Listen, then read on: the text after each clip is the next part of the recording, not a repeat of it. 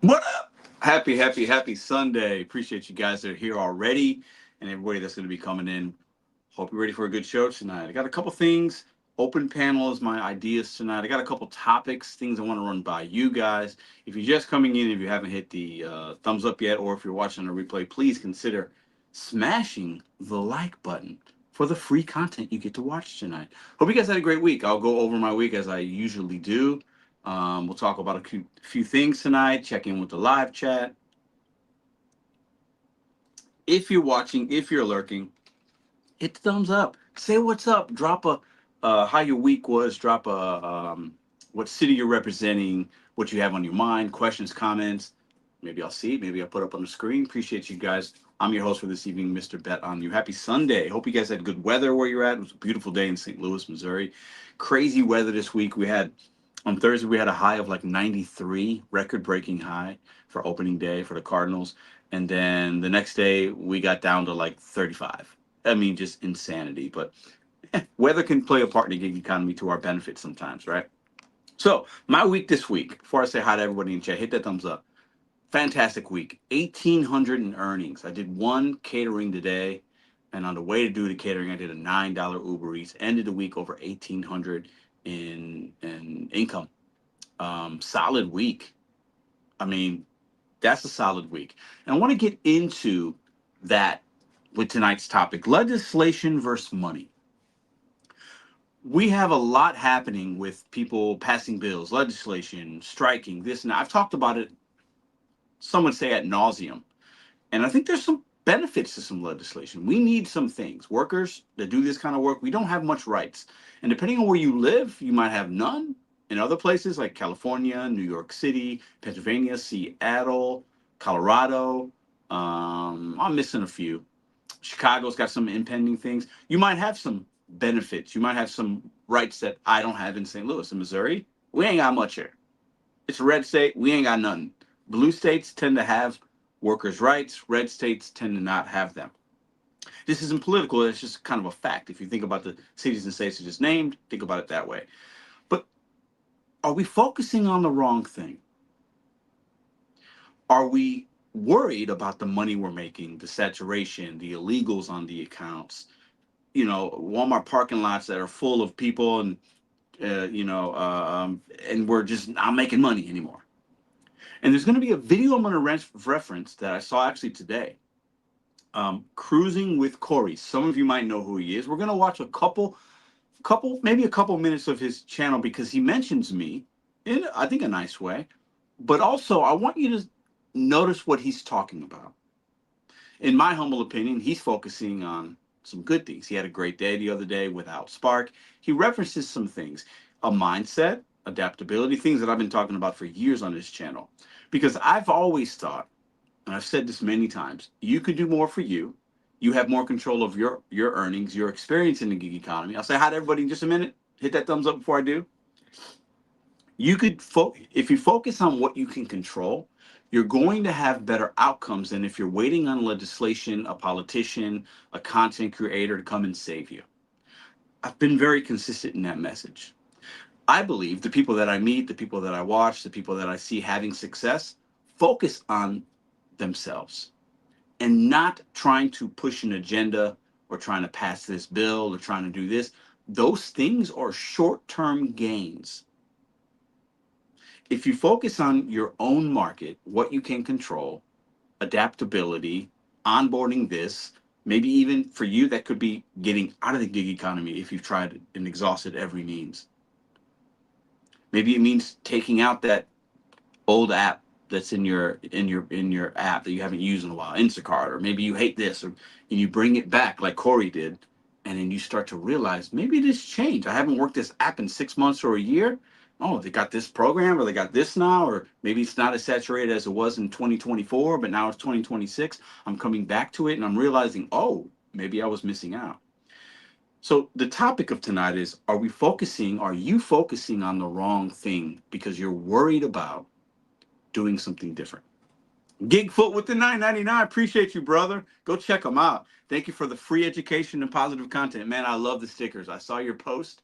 I think it's absolutely amazing. If feel free to drop a channel your channel link in the description box. Check out Gigfoot. I love, and you know what's funny, man? We were in Branson last weekend, and they have like a lot of Sasquatch and Bigfoot stuff in one of the stores we went into, and I thought about you, brother. Shout out to Gigfoot. Everybody say what's up. Okay, this is a good time to say hi to everybody in chat. Appreciate the 999. Not necessary, but definitely appreciate it.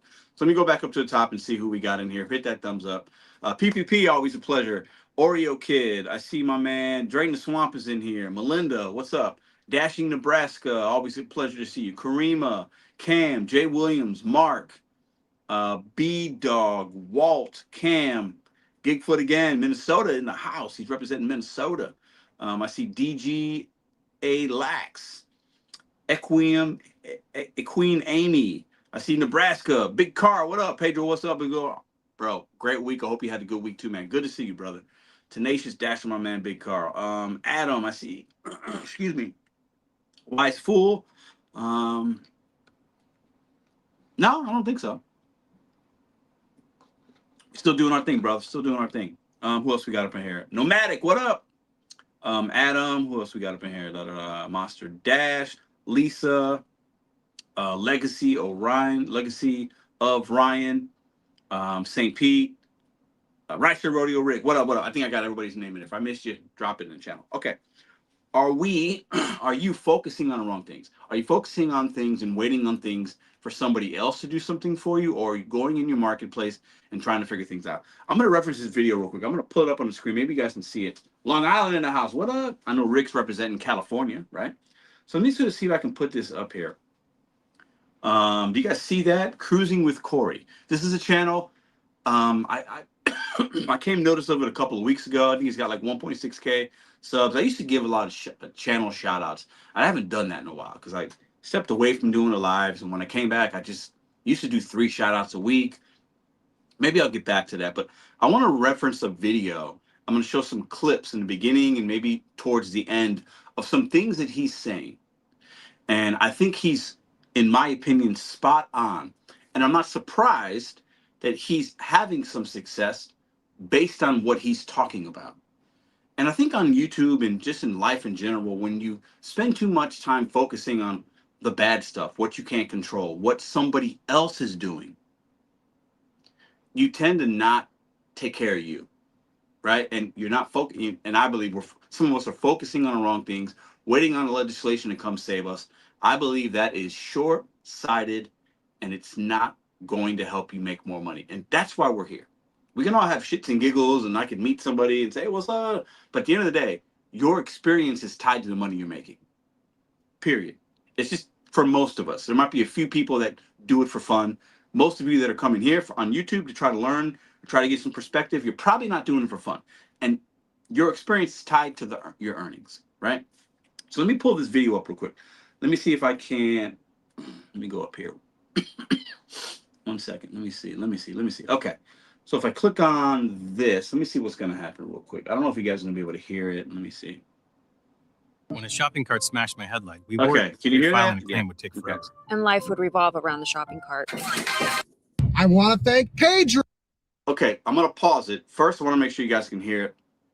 We from the Lou and we proud. Bro, we from the Show Me State. We show people. We don't talk about it. We be about it. We from the Lou and we proud. 3 or 4 days, which is last week. So somebody give me a thumbs up in the chat if you guys could hear that. Oh, hold up. Or if you can hear this. What up, Juan? Pedro can't comment while I'm driving. 100. Antoine, what up, bro? Everybody hit that thumbs up. Representing Gigfoot in here. Got my boy Cruising with Corey up on the channel. I can hear. Okay, I'm going to play this. This is the beginning of the video. Okay. And I'm going to go to the end because we're not going to play the whole thing, you know. Doing this in fair use, Corey. Go check out his channel, Cruising with Corey. If somebody can, if you're a moderator, feel free to put a link to Gigfoot and Cruising with Corey in the comment section. So let's watch some of this real quick. I don't need Walmart Spark, $30 an hour ride along DoorDash. He's been making some videos talking about can you make $300 a day. He's referenced me and Nugs a couple times. He did a collaboration a couple weeks ago, I believe, 12 days ago with Sarah Elizabeth, friend of the channel. She's from Florida, and he's showing his experience. So let's just listen to him for a second. Pedro, of all people, said, what do you have to do? You have to. I want to thank Pedro, of all people, said, what do you have to do? You have to pivot to make the money in your market. We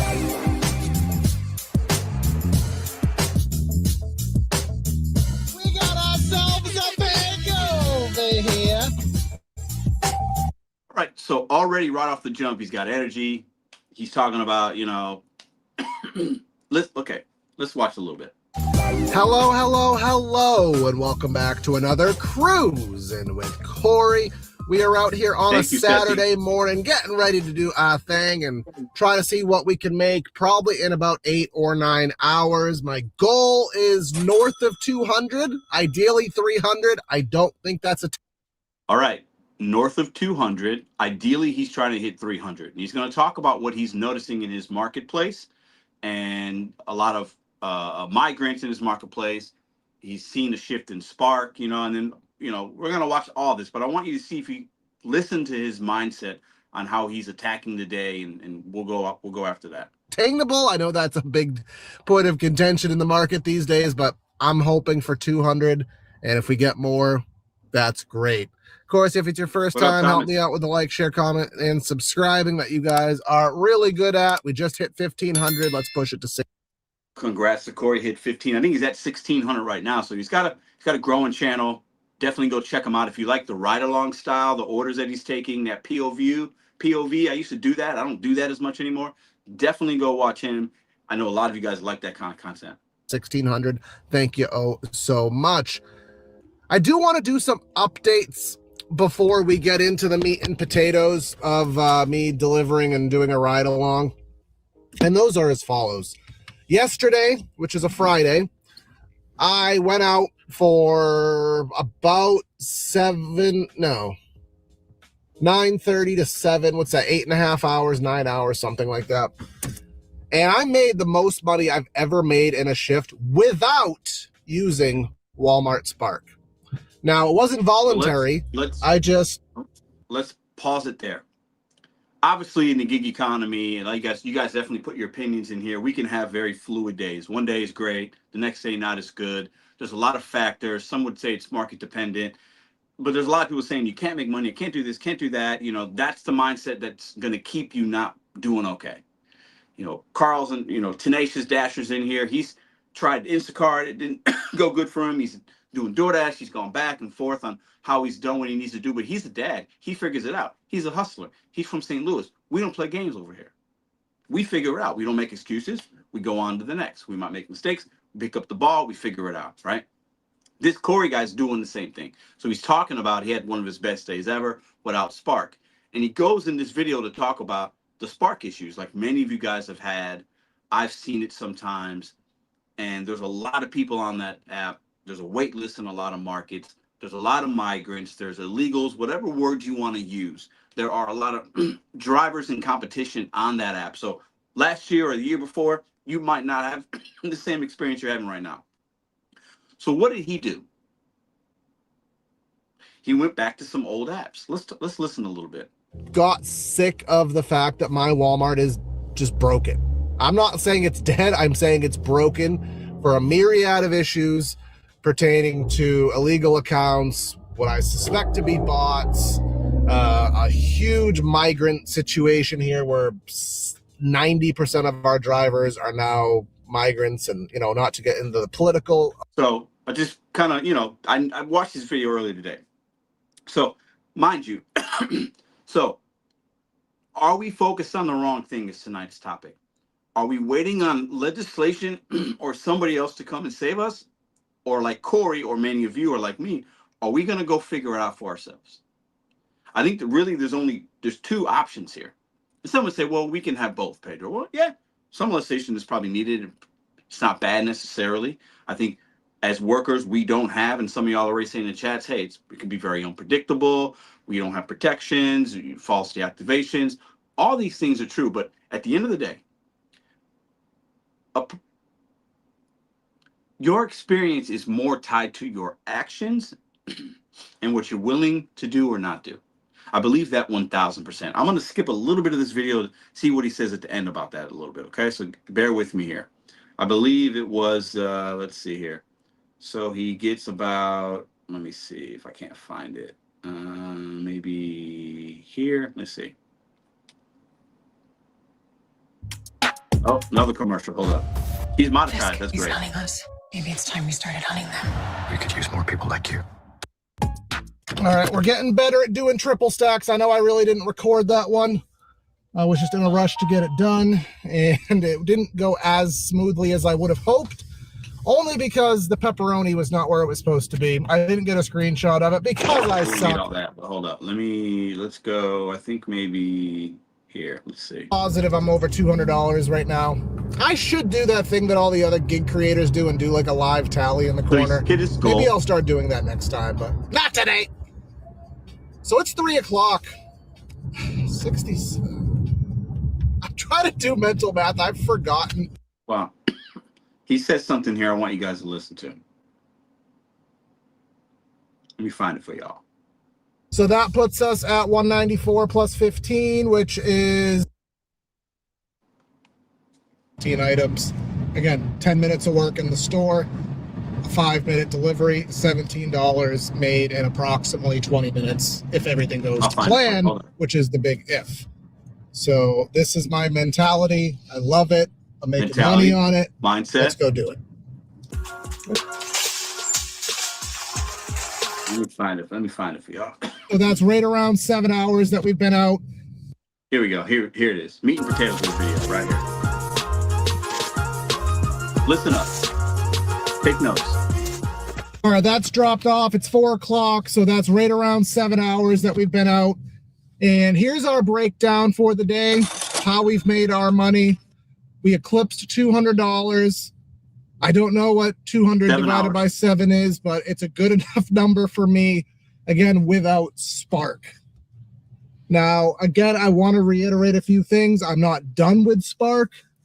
I want to continue doing Spark.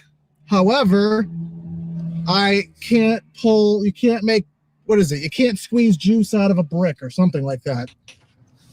So you have to take what it is that your market gives you. I'm going to talk about that too. I want to thank Pedro, of all people, for the work. And he said, what do you have to do? You have to pivot to make the money in your market. And in my market, it's not pivot to more apps. It's not pivot to catering apps or downloading more things. In my case, it's reutilizing and better utilizing what is already available to me. And I have not been doing.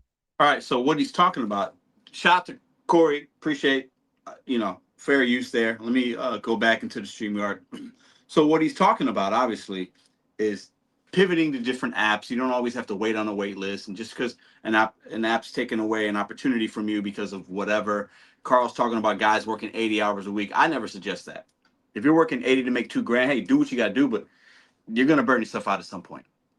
But at the end of the day, when you wake up, this Corey's mindset is, okay, I can't do Spark, so what else can I do? It's not about excuses. I'm not waiting for legislation. I'm not waiting for somebody to hold my hand. I don't need a hug to say, oh, it's going to be all right. I know. Listen, we have bills to pay. Are we focused on the wrong thing? Are we focused on being heard?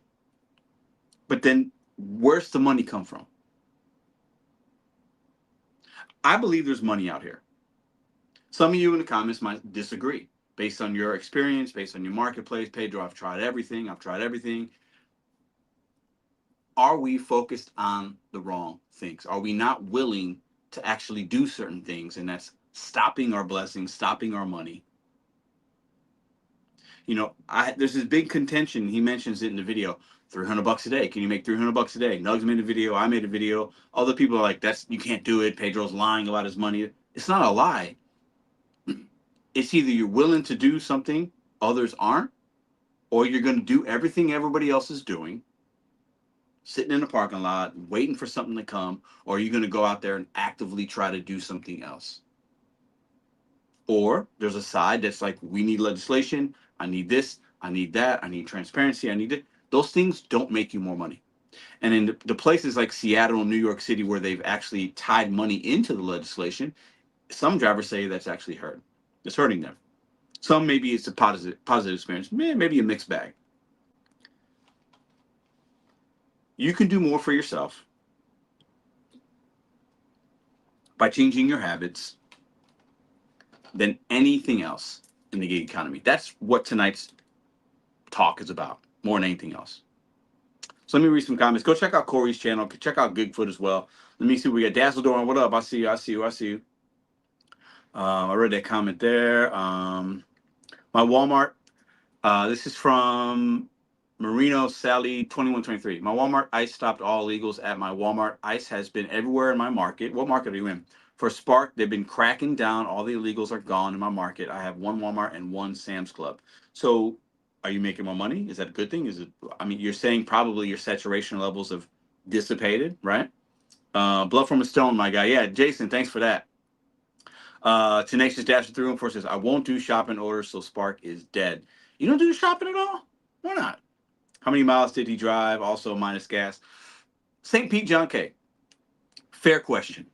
But at the end of the day, I think what we got to get to is he started the video saying, I want to make at least $200, and he went over 200 in 7 hours. That's above average. $30 an hour. That's above average. How many miles he drove? Sure. That's impacts the profitability. But in 7 hours, you probably didn't have to drive that much. And in the video, maybe he showed some screenshots that I didn't get a chance to show you guys. But at the end of the day, if you set a bar, a dollar amount, you should have a time frame that you want to allot yourself to do it. The mileage should be about the same each day. Some days you might drive 20 miles more, 20 miles less, but at the end of the week, it's probably going to be there. So it's up to you. I think you set your dollar amount, and that should be tied to historical data based on about how many miles am I going to have to drive. That number is going to usually be about the same. Fair question. I think that's the number one question people get, right? But I think in most markets, when you hit a certain dollar amount, if I like, for me, it's $300 bare minimum. And if I hit that, I know I'm going to be profitable based on logistics of St. Louis. Tenacious Dasher's in here. He knows we don't have a lot of traffic. You know, the mileage can be crazy if you allow it to be, but if you know what you're doing and you got the appropriate apps, you could probably do okay. Shopping is minority of Spark. Yeah, okay. My guys are not burning out. We do it for sport now. Yeah, nomadic. There's a lot of people that love that 8-hour weeks. I ain't one of them. I could do it, but I ain't built like that anymore. I used to do that at the restaurants. I can't do it anymore. Lisa says, who charged for the background check? Sometimes on the catering apps, if you're talking about that, you have to pay for that. So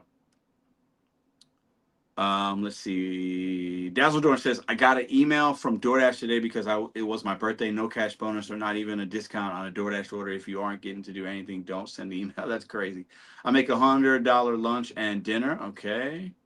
Let's see what are the comments we got. It's a mindset. Let me put this up on the screen because I think.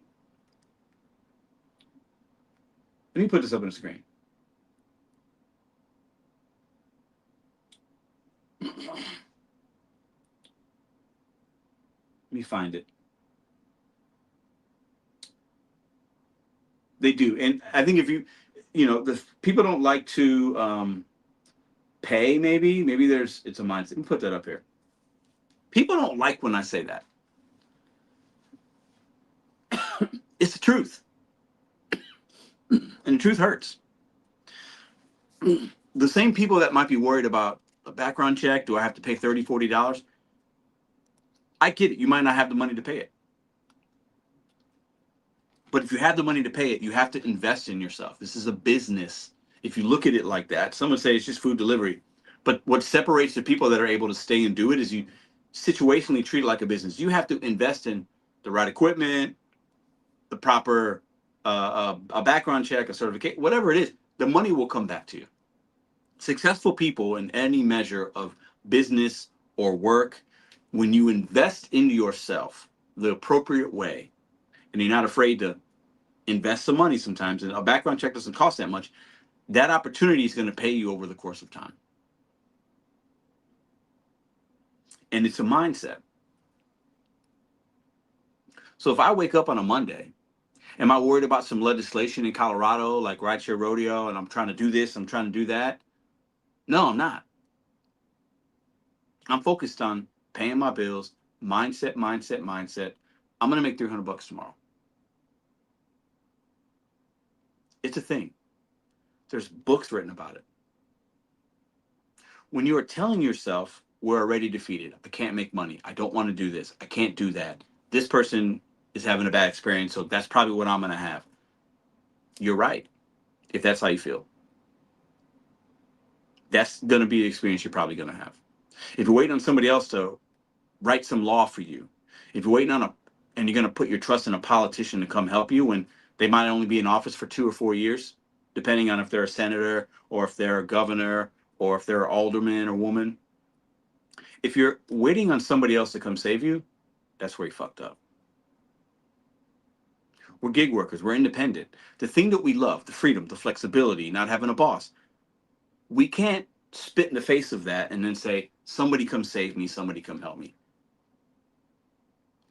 I think there's a fine line. It's one or the other. The people that are having success, the people that I talk to, the people that I see, the people that are showing good earnings are typically positive, upbeat, they have a willingness. They're not too prideful to do this or do that. And I get some people might not like I'm saying that, but it's the truth. I have to be the one to say it. Other people will hand you pacifiers and say, yeah, we need this and blah, blah, blah, blah. Are we focused on the wrong thing? Is that time trying to achieve this goal, could it be better spent investing in yourself, investing in something else, leaving the gig economy maybe, getting a job, getting a trade, getting a skill? Many people that have watched this have done that. That's why they don't watch anymore. And I love that. I get emails every week. Man, you helped me along the way, but now I just got out of college. I just got my CDL. I just got a promotion at work. Every week I get it, and I love it. Because that means they made the right decision. They invested in themselves, in or out of the gig economy, and they did not wait on somebody else to come and save them. That day's not coming. Nobody's coming to save you. Are we focused on the wrong things? I think some of us are. And that's why we continue to see some people fail or have flat earnings while inflation and the cost of everything is going up. Nothing is getting cheaper, guys. A few items here and there situationally at your store might be a little cheaper here and there. But if you look at what we were spending for items when we first started doing gig work, let's say 5 years ago or even 10 years ago, whenever, 2 years ago, everything costs more money. Rent's going up, gas is going up, the cost of most food items is going up, the cost of insurance is going up, daycare is going up, medical supplies and bills are going up. The cost of electricity, utility bills on the rise, the cost of your phone, the cost of your Spectrum plan. Most of these things for all of us are increasing while most driver earnings are flat or down.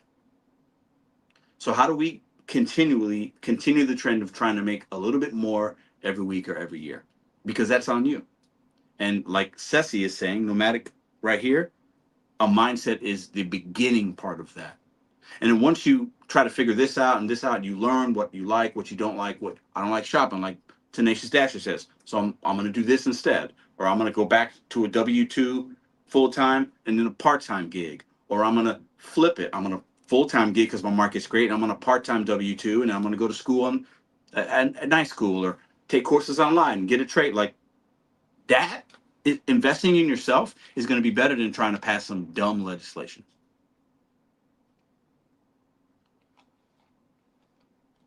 Those type of individuals that are doing that are going to be more successful 10 years from now, because a short-term win that makes us feel better is not going to be sustainable long-term for your earnings and your overall growth as a person. It's just not. Are we focused as a community on the wrong things? That's the topic of tonight's show. I can share the link if anybody wants to come join me. I can put the link in right now. Because I think, let me go ahead and let me get rid of this first. Let me stop that screen. Read some comments real quick if anybody's got anything. I didn't know Spark did that. Let me see. Blah, blah, blah. King DoorDash, what's up, bro? Mindset, baby. This is another great comment from my man Carl right here. The amount of people doing this is diabolical. Hold up. Where's that comment at? Maybe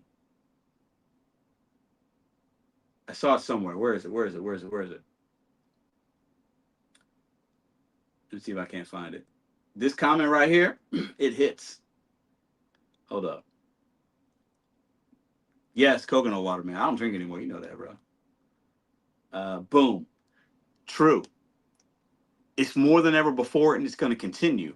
But the good thing is, in my opinion, without having all the analytics and facts in front of me, okay, but based on what I've seen and read so far and what I've seen in St. Louis, most of the new people that come in, and there's a lot of new people because times are tough in this country, and people are coming in, maybe it's migrants, what people need to work and earn money. And people have 2, 3, 4 jobs right now, 2, 3, 4, 5 gigs, right? Because everything is costing more, like we just said a couple minutes ago. But the positive thing about that is if you've been doing this for a little while, a year or more, and you're on DoorDash and Uber and you got Instacart, you got the main apps, maybe you got Grubhub, maybe you do got Spark, maybe you got a catering. I don't know what you got, but you got something. When the new people come in, they usually come in on the low barrier, the low fruit, DoorDash, Uber. Those are the easy apps to get on. Maybe Spark can be easy for them to get on. Maybe somebody sells them an account, whatever.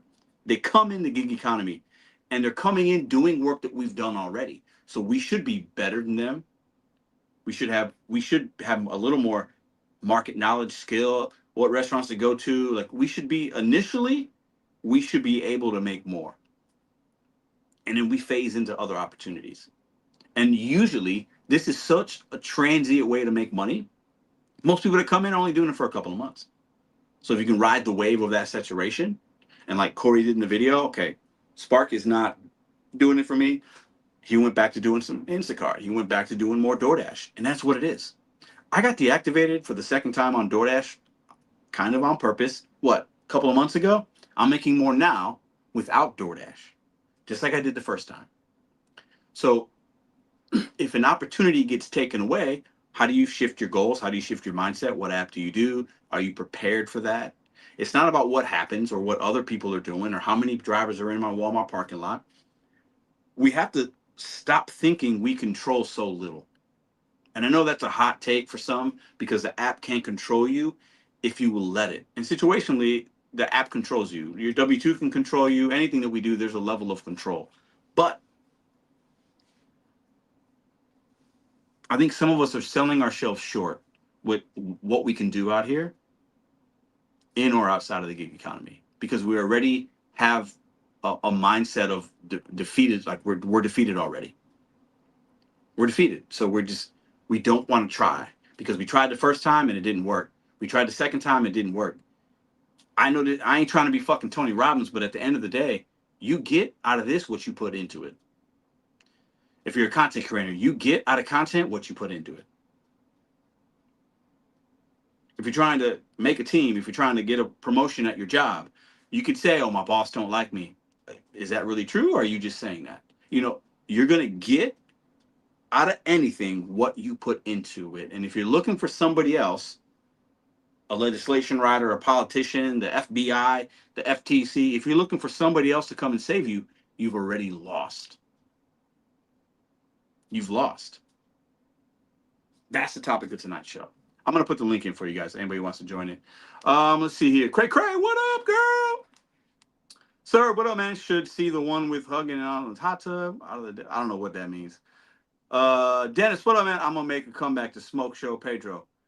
Smoke show me anytime you want, man. I got so many people that don't like me. Add one more to the list. Take a number, get in the line. Smoke show all day, baby. Okay. Let me see. Let me go ahead and boom, boom. Mindset is extremely important in a gig economy. I think it's extremely undervalued. And I think a lot of us, we just look at, I can't do this. It's numbers and but you're not looking at your actionable things that you can control that over the course of your day and week, especially if you're full-time, they compound. And that is the difference between having a good week and an average week or a bad week. I believe it. It's in your actions, what you do or don't do. And those are things that you can control on a minute by minute, half hour or hour by hour basis.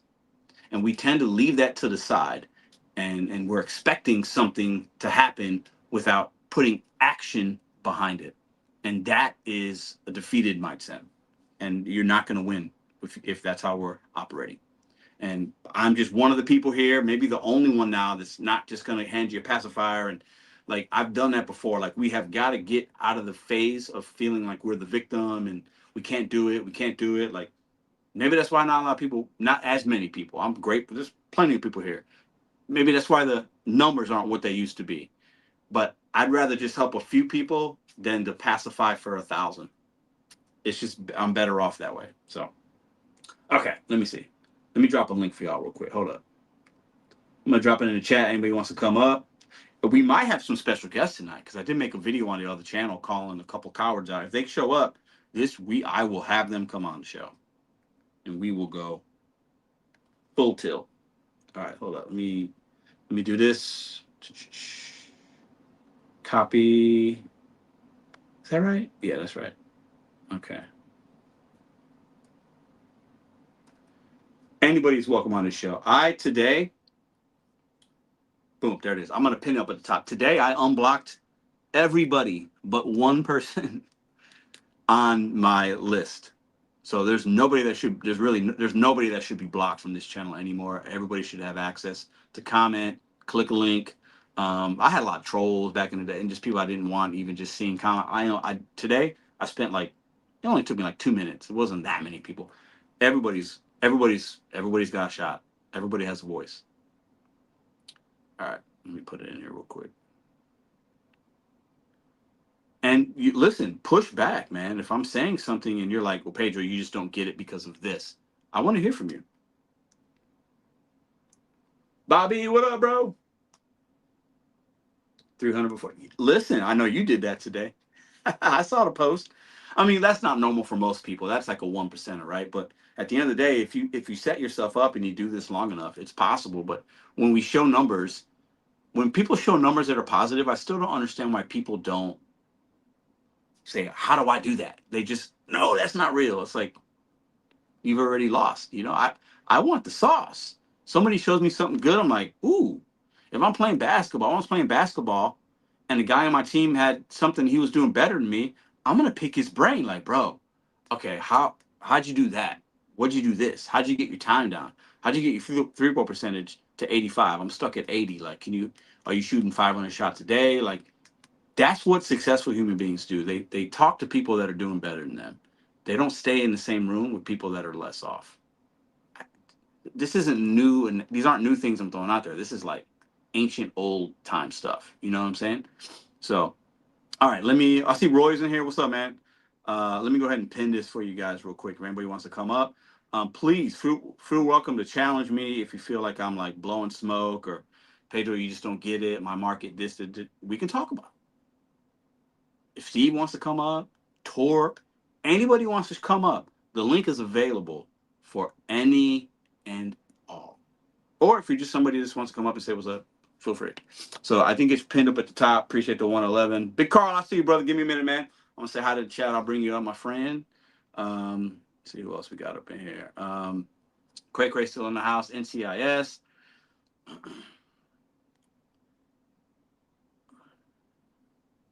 Somebody says I can beat Pedro too. Listen, I want y'all to win. I ain't trying.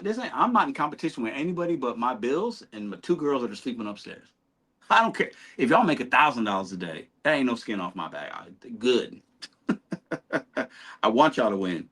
2 chicks at the same time is slow. Whoa, Cray, nay. Ooh. I don't know what y'all talking about in the chat. That's fun though. Come up about what? Gig work? Y'all having your own conversation. That's fine. It's engagement. I'm gonna bring Carl up because he's waiting, so I'll let them just talk. I'll bring Carl up. Hold up. Big Carl, what's up, brother? Hey, what's up, my dude? What's good, man? Chilling, man. How you been? Did you shave your head? Oh, I always shave my head. Oh, maybe you had a hat last time I seen you. I don't know. Okay. That was possible. Man, ain't nothing new, but everything you've said has been real interesting, man. And man, I could go on a tangent, but I want you to ask me a question. Okay. I want you to ask me something. Okay. I'll ask you a question, but I would love to hear the tangent because I know Carl can bring a tangent every once in a while. So let me ask you this. Let me ask you this. Go ahead. So are you still doing? How often are you working? You still got the W-2, right? No, I'm back in the gig economy. Okay, so you're back in the gig. So Yeah. how much are you like? What apps? What are you pushing right now? How much are you working? What's your experience? Because for those of y'all that don't know, I've met Carl a couple times.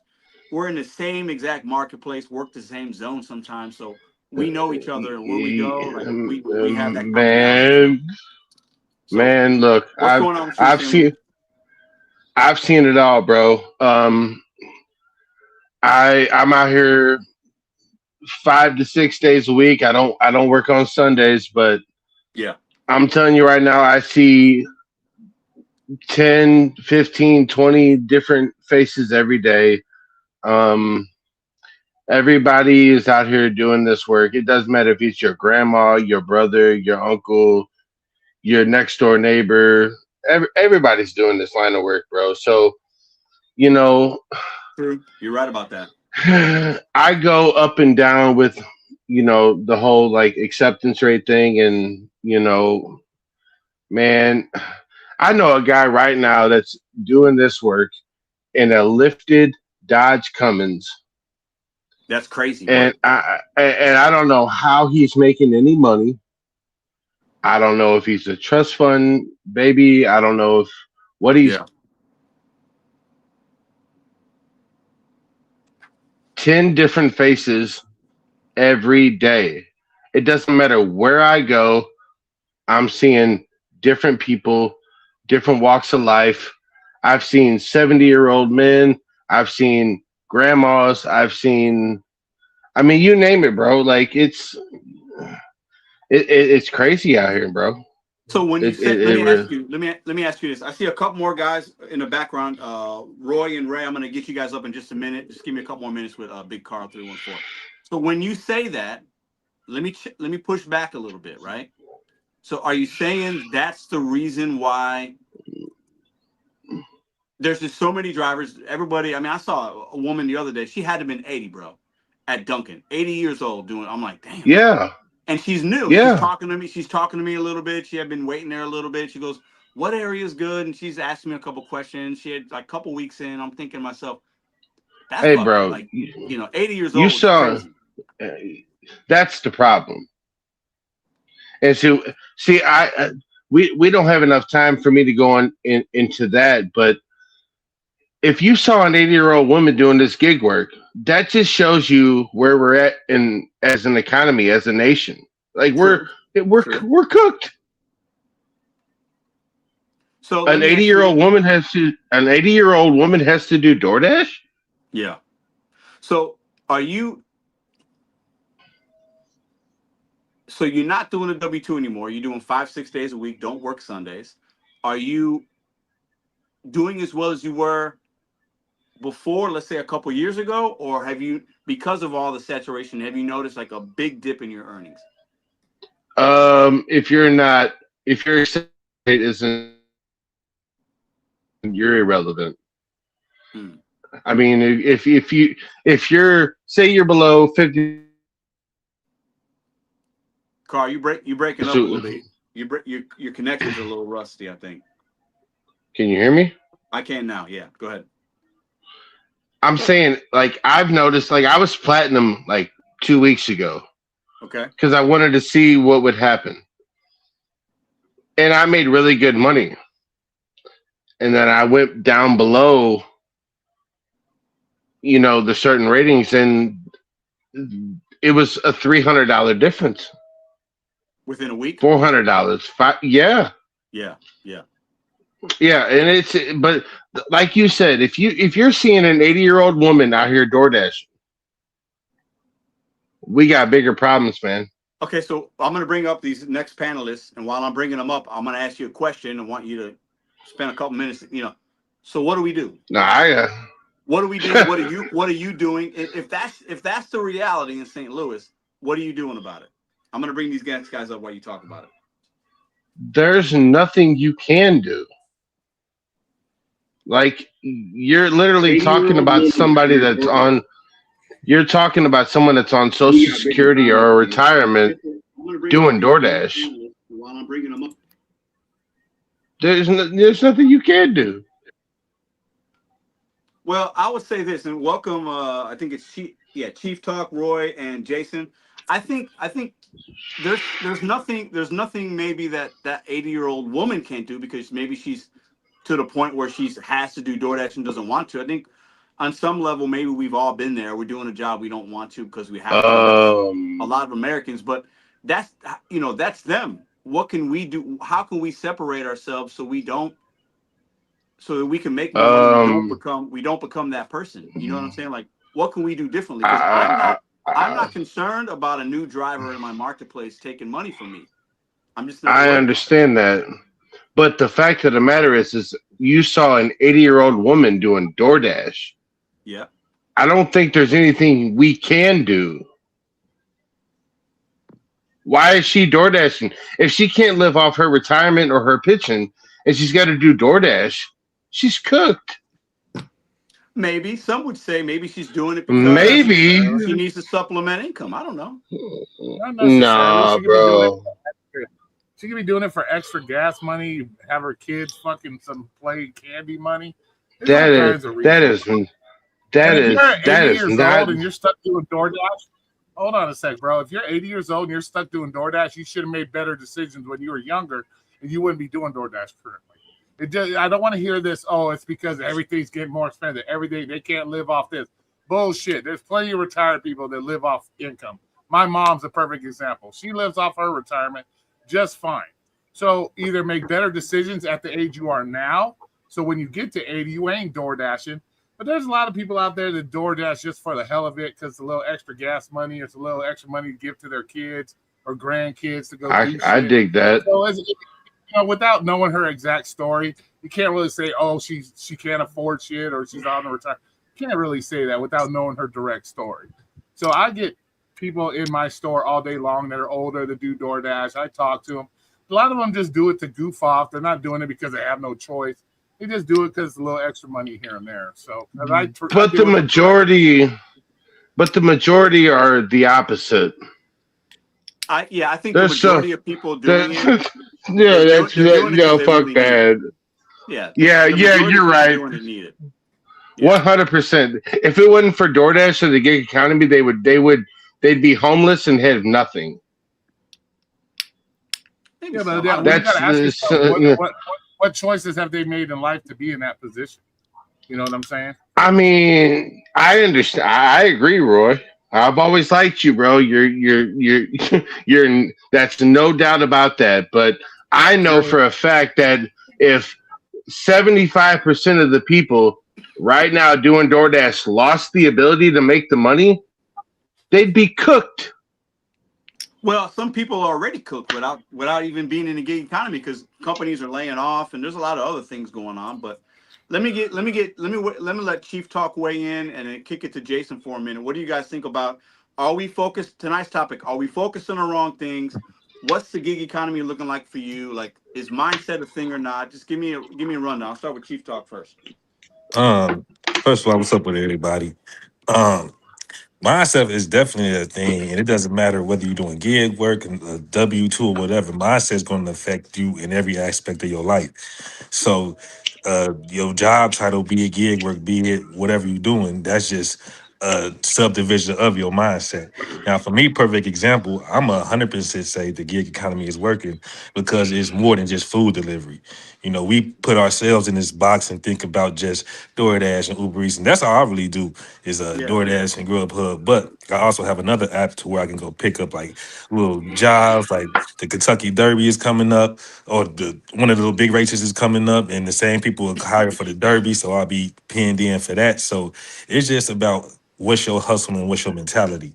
Um, and as far as like gig working and how it works, it's all depending on who you are and how it works for you. Like for me, perfect example, my fiscal year since jumping back into gig work could be at the end of this week. Like this would be my last week of a full 52 Yeah.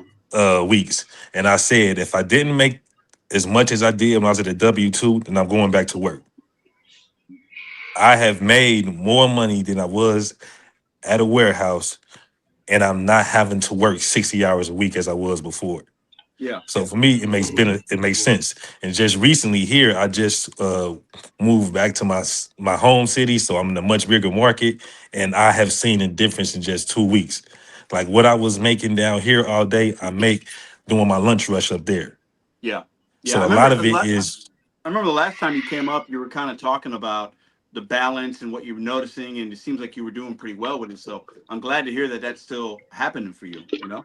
Yes, sir, absolutely. But it didn't come just by me just doing the same thing. I had to do different Right. things, try different zones, go to different places. Yep. Because the market, like I was in Kentucky, I was actually not Yep. far from Torque Market. So I'm like, I ain't like this. So I went back to Cincinnati.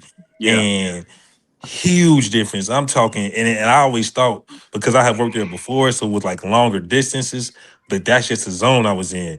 I'm in the city 3 times the city I was in, but I'm driving shorter distances and getting Yeah. more money per hour. That's what's up. Real quick, I want to give a couple shout outs. Frick Key for the $2.99. Appreciate that. Bobby representing Louisiana with the $2. Roy delivering pizzas at 80 years old. That's kind of funny. Okay. Yeah, that's crazy, bro. I make That's fucking money. crazy, bro. A lot of people laugh at that, but I make quite a bit of money. Yeah, no, delivering listen, my I don't pizzas, think so. I don't. When somebody says pizza delivery boy, like, thank you, I pay my bills. I don't. You could call him what you want. 80 years old. 80. I'm not going to be doing it at 80. I hope not. But I mean, That's where I'm hung up. And then I know you're hung up there. Let me read Dash in Nebraska's super chat. Appreciate that $20, man. 62-year-old, Shit. 7 days a week, 20,000 deliveries on DoorDash alone. Do it because the people I meet and challenge keeps me active. Make 1,400 to 15 a week. That's nice too. So Dash in Nebraska, he's doing his thing. He's 62. A lot of people that are 62 are still working right now. Most Americans are not retiring at 62 years old. So he's doing what he has to do. I never will. So I'll never retire. It goes retire. back to his mindset. So even at 62, he got the mindset to go out there and do something extra. And if you had any type of business acumen or any type of hustle mentality, then you're going to take advantage of what's before us. Because it's very easy. Like you say, the barrier of entry is easy. You don't have a cap on what you do. It's about how you do it. Even if your market is oversaturated or it's this or it's that, every other market is like that. Just switch markets, switch tactics, go to a different place, go somewhere you haven't been before. Yeah, it's going to suck the first few days because you don't know where you're going or what you're doing. But the more you do it, the more you figure out and the more your pay increases. Facts. Jason, how you doing, man? You want to weigh in on this subject? But before I do that, Cray with the 10, appreciate that. Pedro, how are you doing with your March Madness picks? Man, you know what? I didn't even fill out a bracket this year. I didn't even fill out my bracket. So I didn't. Oh, shit. I had nothing. I had nothing with the March Madness. But shout out to Cray Nay representing you're in Florida, right? I always forget. I don't know why. Yeah, you're in Florida. So Jason, what do you got in your mind about tonight's topic, man? Weigh in on it. Yeah, can you hear me and everything? Yes, sir. Okay, I'm on my laptop here. So I figured I would just, I don't know, offer you up on your challenge that you said earlier. And I'm going to put a bit of a twist on it. I'm going to 50% go in on your challenge and 50% reinforce you at the same time. Okay. So before I ever even found you, I already did what you always preach all the time about, diversifying yourself and looking into what you have to do. And maybe I can be boastful here and say I'm the Pedro of Central Pennsylvania, Penn State. I don't make anywhere near as much as you, but that's kind of where I'm segueing into my little half challenge here. Is I'm out there hustling and like I'm hitting it hard, and I'm doing things that other people I don't even hear talking about. Like I do like the property evaluations and stuff like that. Like I can't do expedite. Like I've signed up for some of those catering things, but they're just not here. And one of them is in Penn State, but there's no business. Like there's nothing there, So like I do like property evaluations and stuff like that, And then I mentioned in the chat the other day, which you had commented, so I know you saw, like I found out that I'm out late at night doing Uber Eats because nobody is out in my town, and they hit me those pumped up, things. So do I want to be up late at night? No, I'm not a freaking vampire, but I mean, it's paying for me to be out. So that's what I got to do, to make cash. So let me stop you real quick. You're doing something other drivers aren't willing to do. Right. Exactly.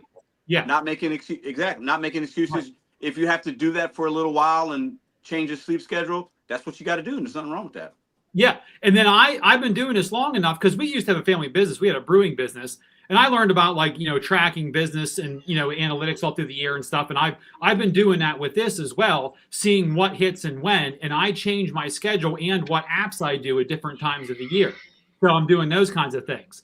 And all of that is reinforcement to, what you do and what you say. And here's the part of the challenge. And it's a half challenge. I'm being a little, quirky with tongue in cheek here.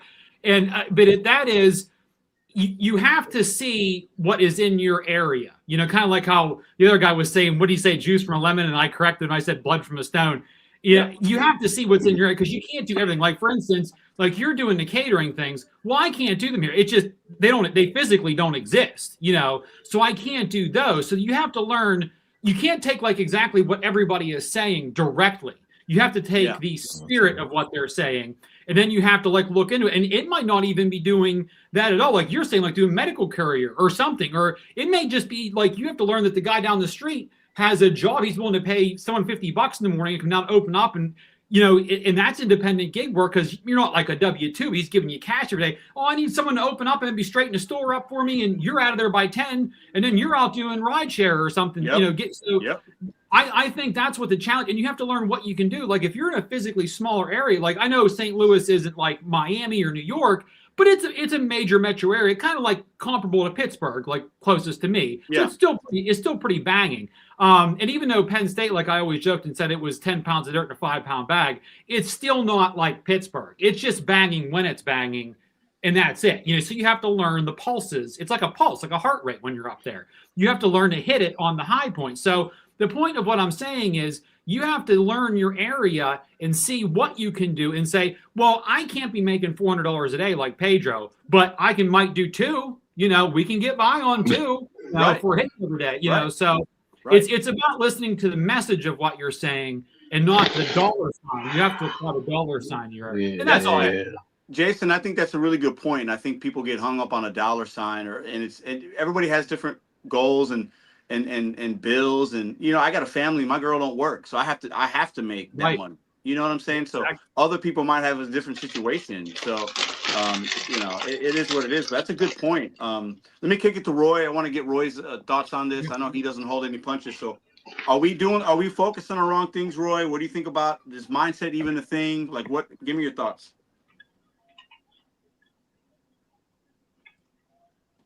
Oh. Is he there? I think he fell asleep. He deep in thought. No, he must be. Oh, he's there. He's frozen. No, he's frozen. Bummer. I wanted to hear that. He'll come back. I wanted to hear Roy's opinion so bad. He'll come back. He probably just lost the signal, but man, because after hearing what he just said, man, that is, you know what? He's 100% right. It's all about perspective. It's all about how you move out here and what do you got to do. And man, that's awesome. I agree with that. Sometimes I get things right. It is because so Jason, let me ask you a question before we wait on Roy. Yeah. You mentioned you were doing. Explain it again. What you're also folding in? You said checking in on homes or. Oh yeah. What is it? I just call it property evaluation just to give it a name, you know what I mean? But like, I don't know what the hell you call it. But so like there's 2 apps. Well, there's actually a couple, but just the 2 main ones is I View It, which it's spelled all goofy. You have to Google it. And the other one is Proxy Picks. And I got into those because I know someone that's in those, like the actual like real estate thing. And they kicked me into doing those. Got it. And sometimes they're worth it. Sometimes it's not. Like, for instance, one time a big one was I drove over to a neighboring town that's like 15 miles away, and I did a Dollar General for $50. And I was there for like 2 hours, and I was filming inside out, upside out, backwards of everything of that. But hey, it was better than going out and delivering pizzas, and I saved money, and it was something to make the day up. Proxy Pick, sometimes you go in and check in actually on the house and properties. Some of them are kind of dangerous. Like you actually have to go up to places that are like being foreclosed and like print stuff out and like hang them at the door. So you might want to, I don't feel like doing that one. But there's a million things you can do. And also I have a pilot's license, so I can fly a drone. And some of them actually have like aerial. Like I went up to Penn State, which up there by the county seat, like by Bellefonte, where all the highways are coming together, I-80, they wanted like an aerial view of like where all the highways are coming together, like this big like surrounded property. You Yeah. couldn't, because it was in between all of the highways. So like Mhm. I had to fly up there and like get all those pictures. So I could do that, you know. So that was something that I have that like probably 99.9% people have. So Yeah. I can do that, you know. So Yeah, just, I think gotta- I like to hear you talk about this, and my friend Gigwise Outdoors is in the channel. He also represents St. Louis with Big Carl 314 and I think it's about knowing your marketplace and looking what are the opportunities, because okay, we're talking about DoorDash and this stupid AR. You got to chase this, you got to do this. I got Instacart. I'm waitlisted on Walmart, but maybe that's my experience in St. Louis. If you're in a different marketplace where there's a different opportunity, because AI is a thing right now, okay? Yeah. And a lot of these companies are paying not Unfortunately. not the little money DoorDash is going to throw for you to take pictures, but there are bigger companies paying people a lot of money to map out certain areas, take pictures, of signs or this or videos or, I mean, there's so many opportunities out here, but we have to be willing to do the research to find out what are companies and or people, civilians, willing to pay me for my time. What is Right. that thing? And gig work is continuing to grow. Food delivery, like Big Carl's kind of talked about a few times, and many of you other guys in the chat or videos, food delivery might be down as far as opportunity because of oversaturation and less orders coming in. But that doesn't mean that money isn't somewhere else within a gig economy application or a gig in another way where it's a cash payment for somebody, or maybe it is a hybrid W-2 gig job.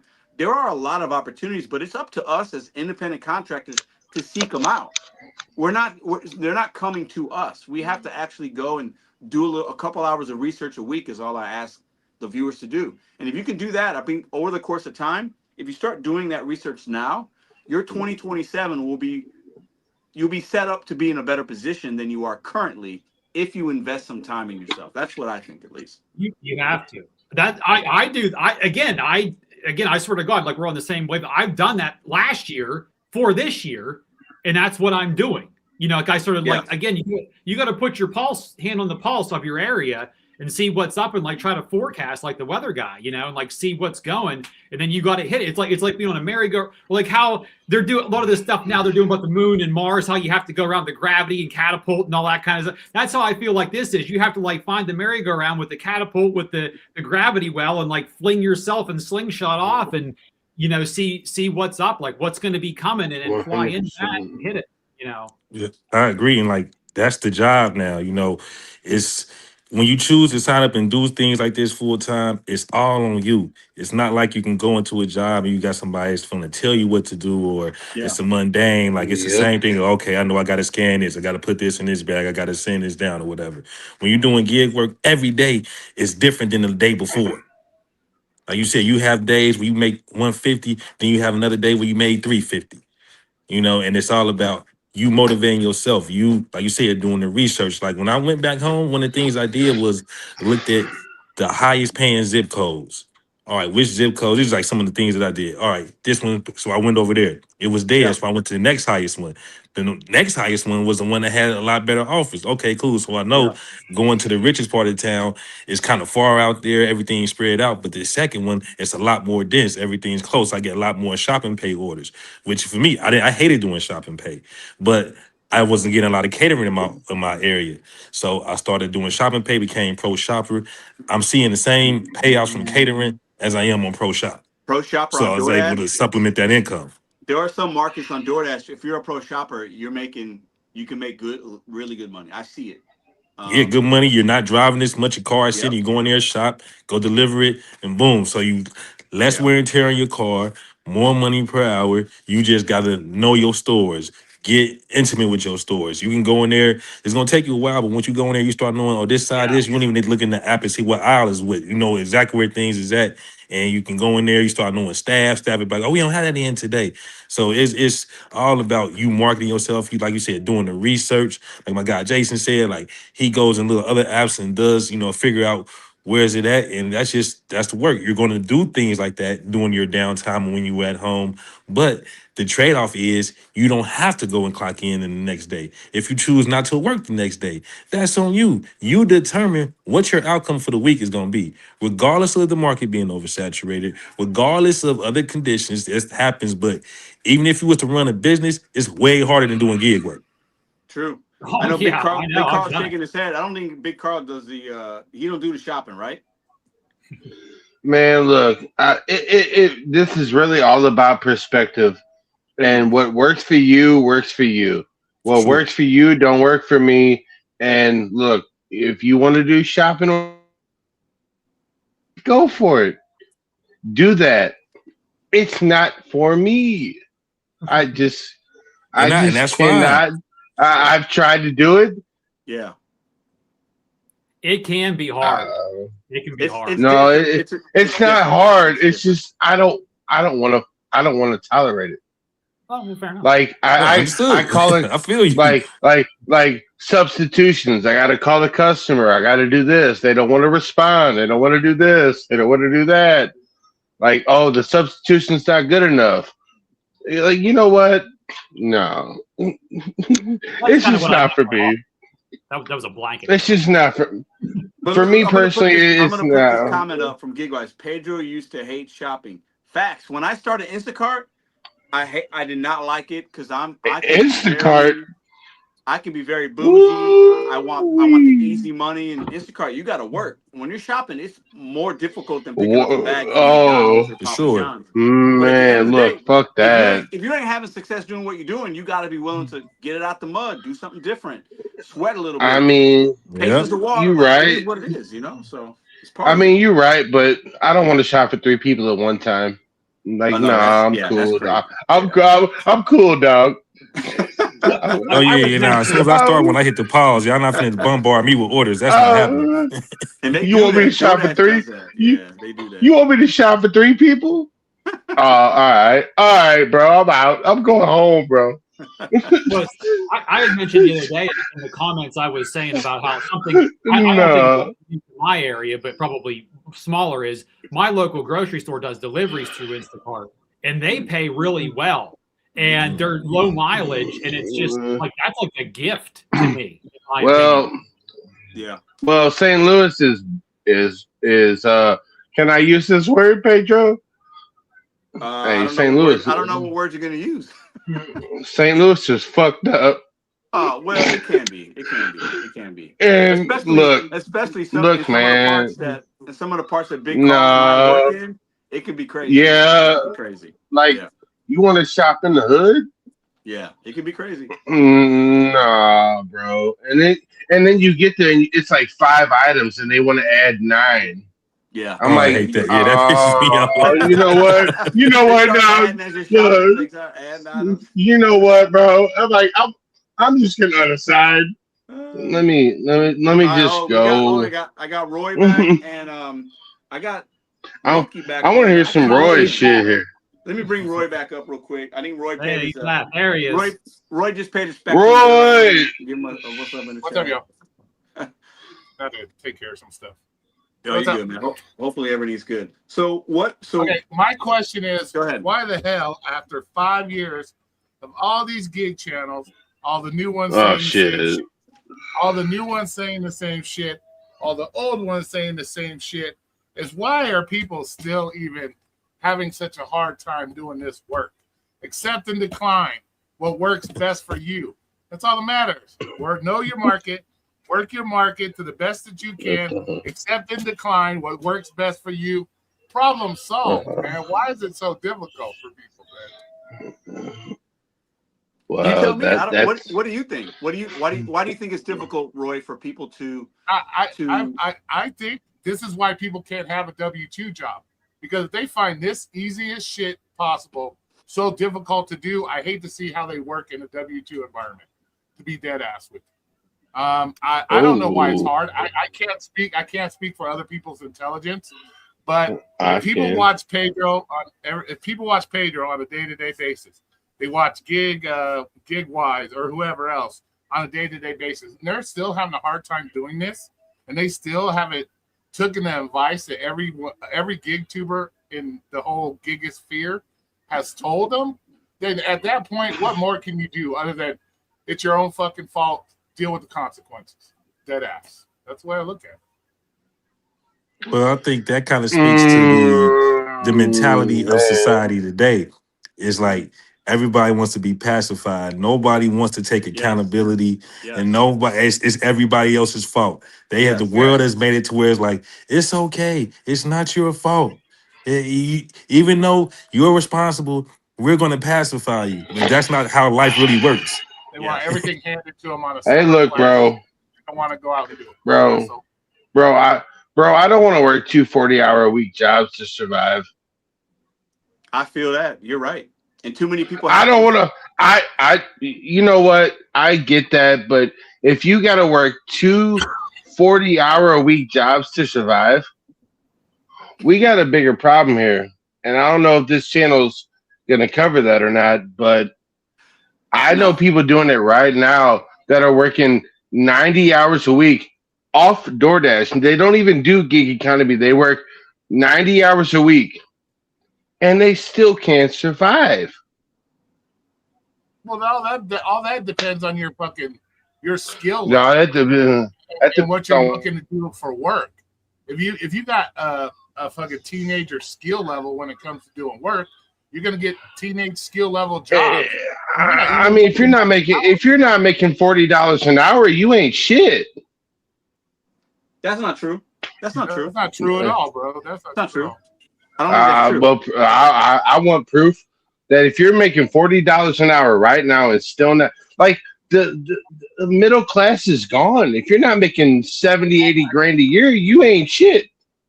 Well, I can guarantee you 70% of these people live outside their means. They want to keep up with the Joneses because they have no choice. You already got a choice. They have no choice. No, fuck that. We can argue this till we die. We have a choice. Like we have a choice. You have. Oh, Big Carl, I think he's frozen.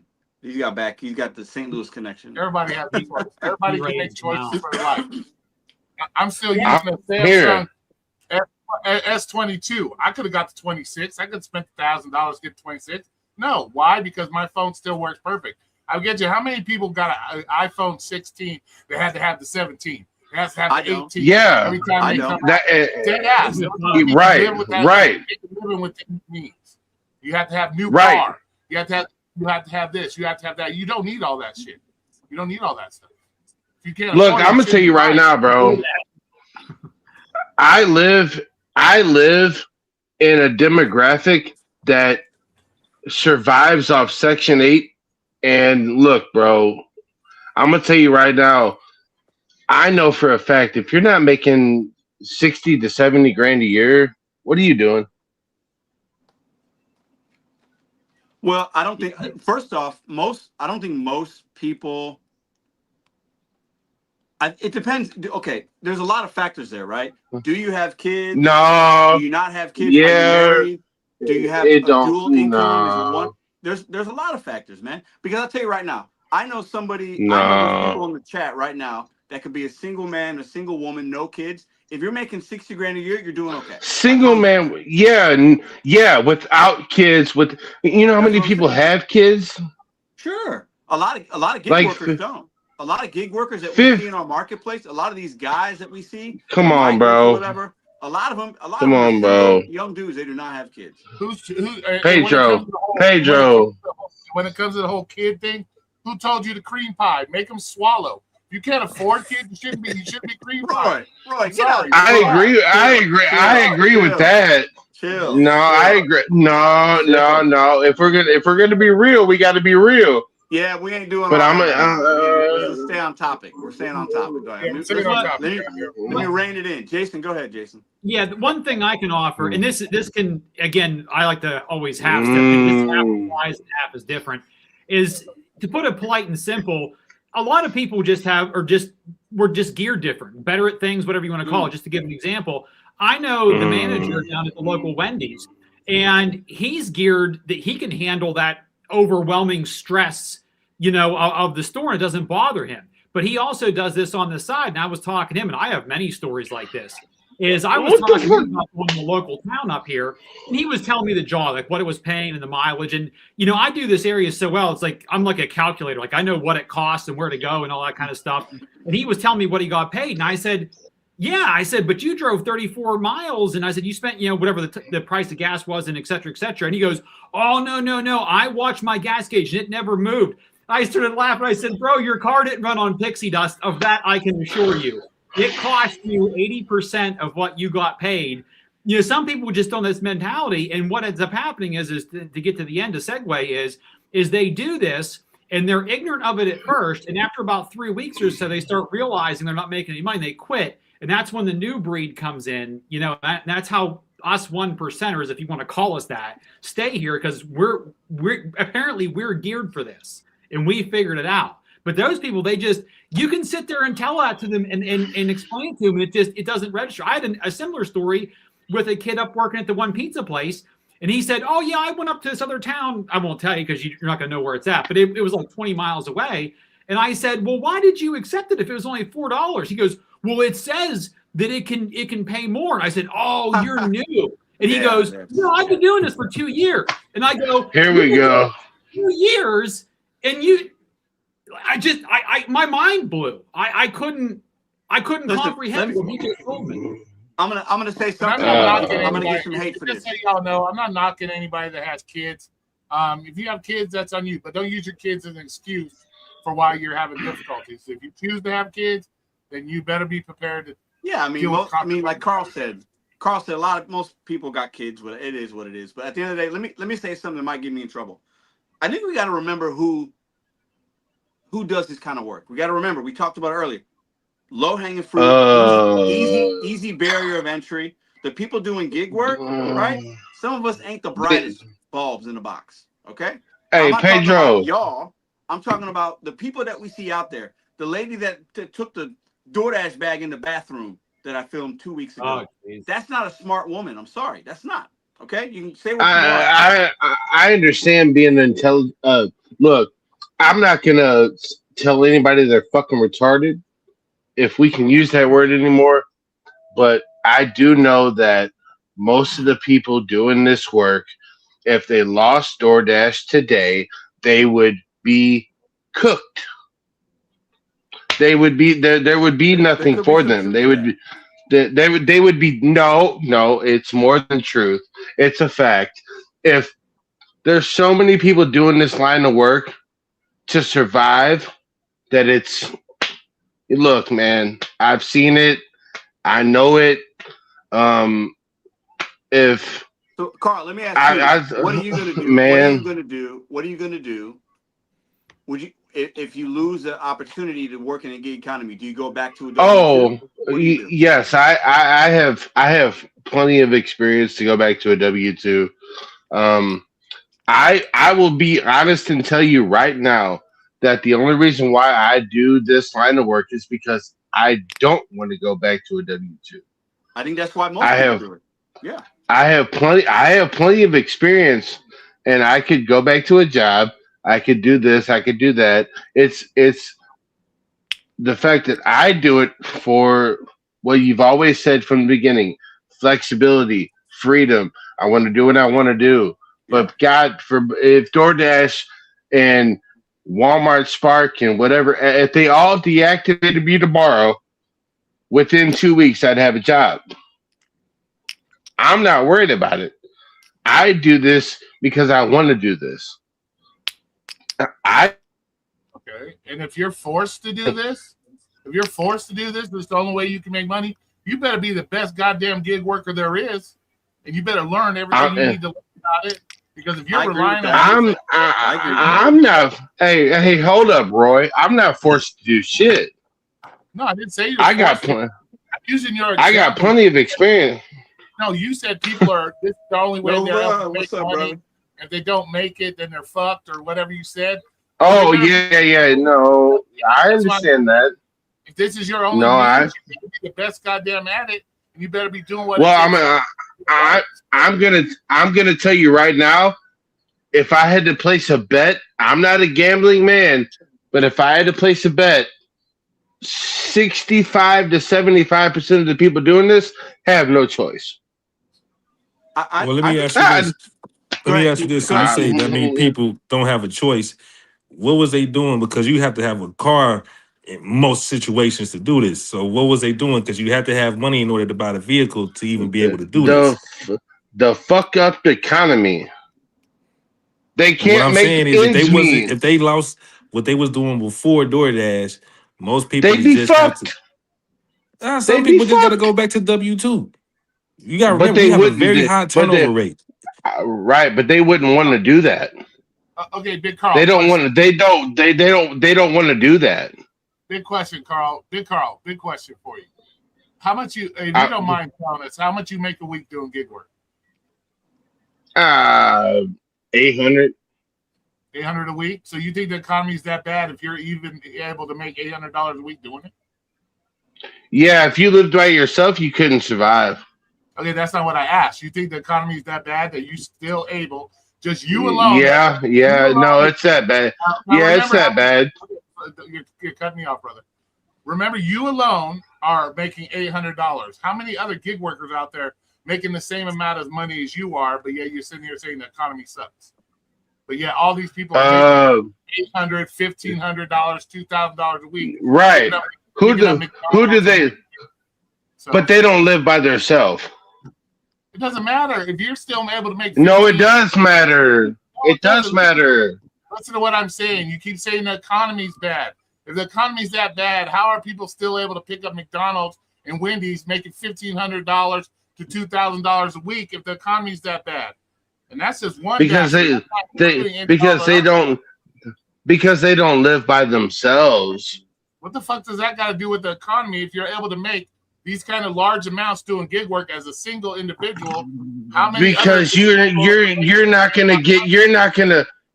gonna get approved for living somewhere doing this line of work. I don't think you understand. No, I do understand, but you have to already have an established living situation. You already have to be living with somebody where bills are paid, where means are made. Like, you can't do this. I don't care if you make $4,000 a month doing DoorDash. No apartment's gonna rent to you, bro. Who said anything about renting an apartment? No. Like, you're not getting it, dog. You're not getting it, dog. Hold up, Carl. You're not getting it, bro. You're not getting it, bro. Time out. I think Carl's point is, and you're not getting it. Carl's in St. Louis, Go ahead. right? And he sees a lot. We have a lot of workers out bro. Here, right?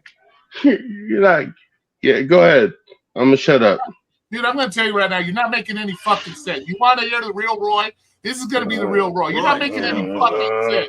Blah blah blah blah blah blah. Yeah, blah blah blah. Another one up here. When you can relate to the real motherfucker struggling, then I'll talk to you. I do just fine on my own. I got my bills. Yeah, you ain't fucking struggling, motherfucker. What the fuck are you talking about? You make no sense. You're making no sense. Pause. I'm moving both of y'all. Pause. Chill for a minute. Listen. Tonight's topic. Are we focused on the wrong things? Okay, I don't like muting people, but listen, y'all. For the viewers out there, listen. I'm going to unmute y'all both now. But are we focused on the wrong things? Okay, my opinion, when I started the channel tonight, and I'm hearing some good things, I'm hearing some perspective, lived experiences. I think a lot of us are focused on the wrong thing. We're either expecting an app to do something, expecting legislation to happen, expecting the saturation levels to change, expecting this, expecting that. We're expecting a tip, whatever it is. We're expecting somebody to do something for us without having enough willingness to do something different. That's my stance. That's kind of what I started talking about at the beginning, right? So I think Carl might be frustrated with, working 6 days. He's seen a lot of this. The economy's bad. Like, his experience might be different than mine. We're in the same marketplace, right? Roy's talking a little bit about people living out of their means. You don't need to have kids, taking personal responsibility, and I'm hearing Jason and Chief talk about they're adapting. They're trying new things. It's working out for them. So to me, we're seeing a different sets of mindsets on the panel. Would you guys agree or disagree? Oh yeah, of course. Yeah, I think we're all different. That's for sure. Look, I don't disagree with Roy at all, but I'm just trying to come at this from what I know and what I'm seeing in my market. And I know what the fuck I know what I'm seeing, bro. Okay, and if it wasn't okay, Carl, this is where I'm gonna stop you. I'm gonna say this with love. You made 800 this week. I made 1,800 and worked 5 days. We're in the same. I'm doing good. My situation doesn't apply to the. My point is, we're in the same city, but we're having a very different experience doing the same work. Why is that? Oh yeah. Oh well, we're on different apps. We have a different mindset. We work different hours. Right. I'm not saying that there's not money to be made. I'm just saying that the way things are in the world, more people are doing this to survive. I didn't say that they were making bad decisions or they were making the right decisions. I'm just saying shit is not great out here. And people have no choice but to do this. Okay. I know people working full-time jobs, making damn good money that do this to me. This is more than the gig economy. This is the economy as a whole. Like people can't survive making $25-30 an hour. And yeah, okay, do they have kids? Do they have a mortgage? Okay, that's fine. But what the fuck's wrong with that? I hear you. I mean, what do you mean? Like you have a mortgage and you work 40, 50, 60 hours a week making 60 plus grand a year and you have to do DoorDash? All right. Okay. I'll wait. What the fuck else? What do I need to say? I mean, there's so much more to this. Like, man, these people ain't just out here doing DoorDash because they're lazy fucks or they don't want to fucking work. Like, some are.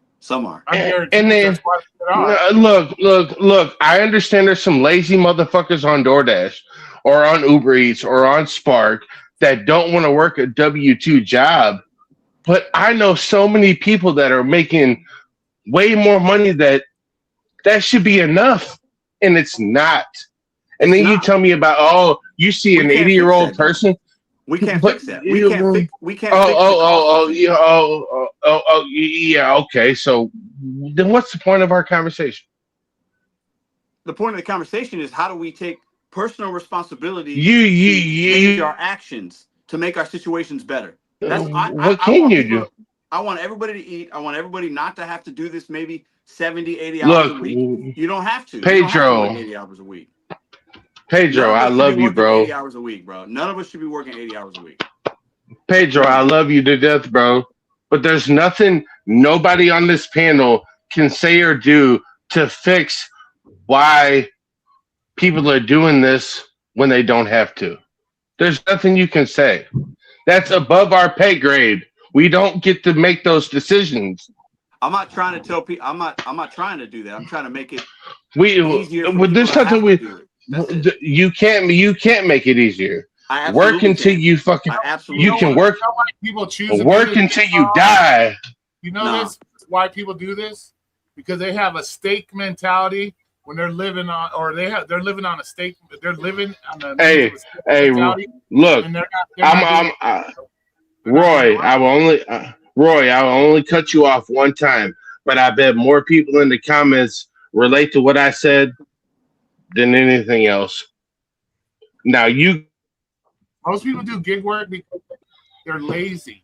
A lot of them are lazy, bro, and that's you don't want to. I agree. I agree. No, I agree. I even said that. It's because they want these $40 an hour paying jobs, and they have the fucking skill of a fucking teenager making $15 an hour. Yes, he's right. That is the problem. He's right. That is. No, you're right. You're right. I know. I know. You can't go looking for a $40 an hour job when you have skills of a 15-hour person. Yeah, and then you're well, right. I DoorDash because the $40 an hour guy won't hire me because I have skills of a $15 person. Come on, bro. You can't. No, I agree. I agree. But I also know that shit is so fucked up that people don't have a choice but to do this work. Like what do you mean? Like I'm making, like if I was to go get a job right now and make $15 an hour, if I had to pay rent, I had to feed myself. Granted, I limited my monthly expenditures. I didn't have a car note. I didn't have this. I didn't have that. Do you really think I could go and work at McDonald's and survive? Or do you think I could go and work at a manufacturing facility at $18 an hour and survive? Nah, bro. I'm going to do DoorDash when I get off work after working 12 hours so I can afford gas, afford my electric bill, afford whatever the fuck else I wanted to do. Like, I'm not trying to sound like a fucking dickhead when I say what I'm saying, but like I'm so fucking passionate about it because I see the shit. Like I know people that make really. We see the passion. Like I know people that make really. I got a request. Jason, say something. Nomadic wants to hear from Jason. Okay, I'll say something neutral and random, and please do. That's good. Jovial complaint. So I do a lot of apps, and I'm going to tell you something that I just hate. I'm doing it, of course. I'm still doing it, but I really don't like it. Every time I'm doing DoorDash, I'm not going to say every time, but like every graduation of new time that comes along, DoorDash is adding another thing that we got to do now. Like it's like we're half secretary, photographer, note checker, and like I have exceptional ratings. And I have 2 contract violations this week, and it's something weird's in the air because it's been really bustling. I think that's why it's like really bustling this week in my area. But I have caught, I'm gonna say probably 25 appropriated orders that I caught, but 2 I didn't catch.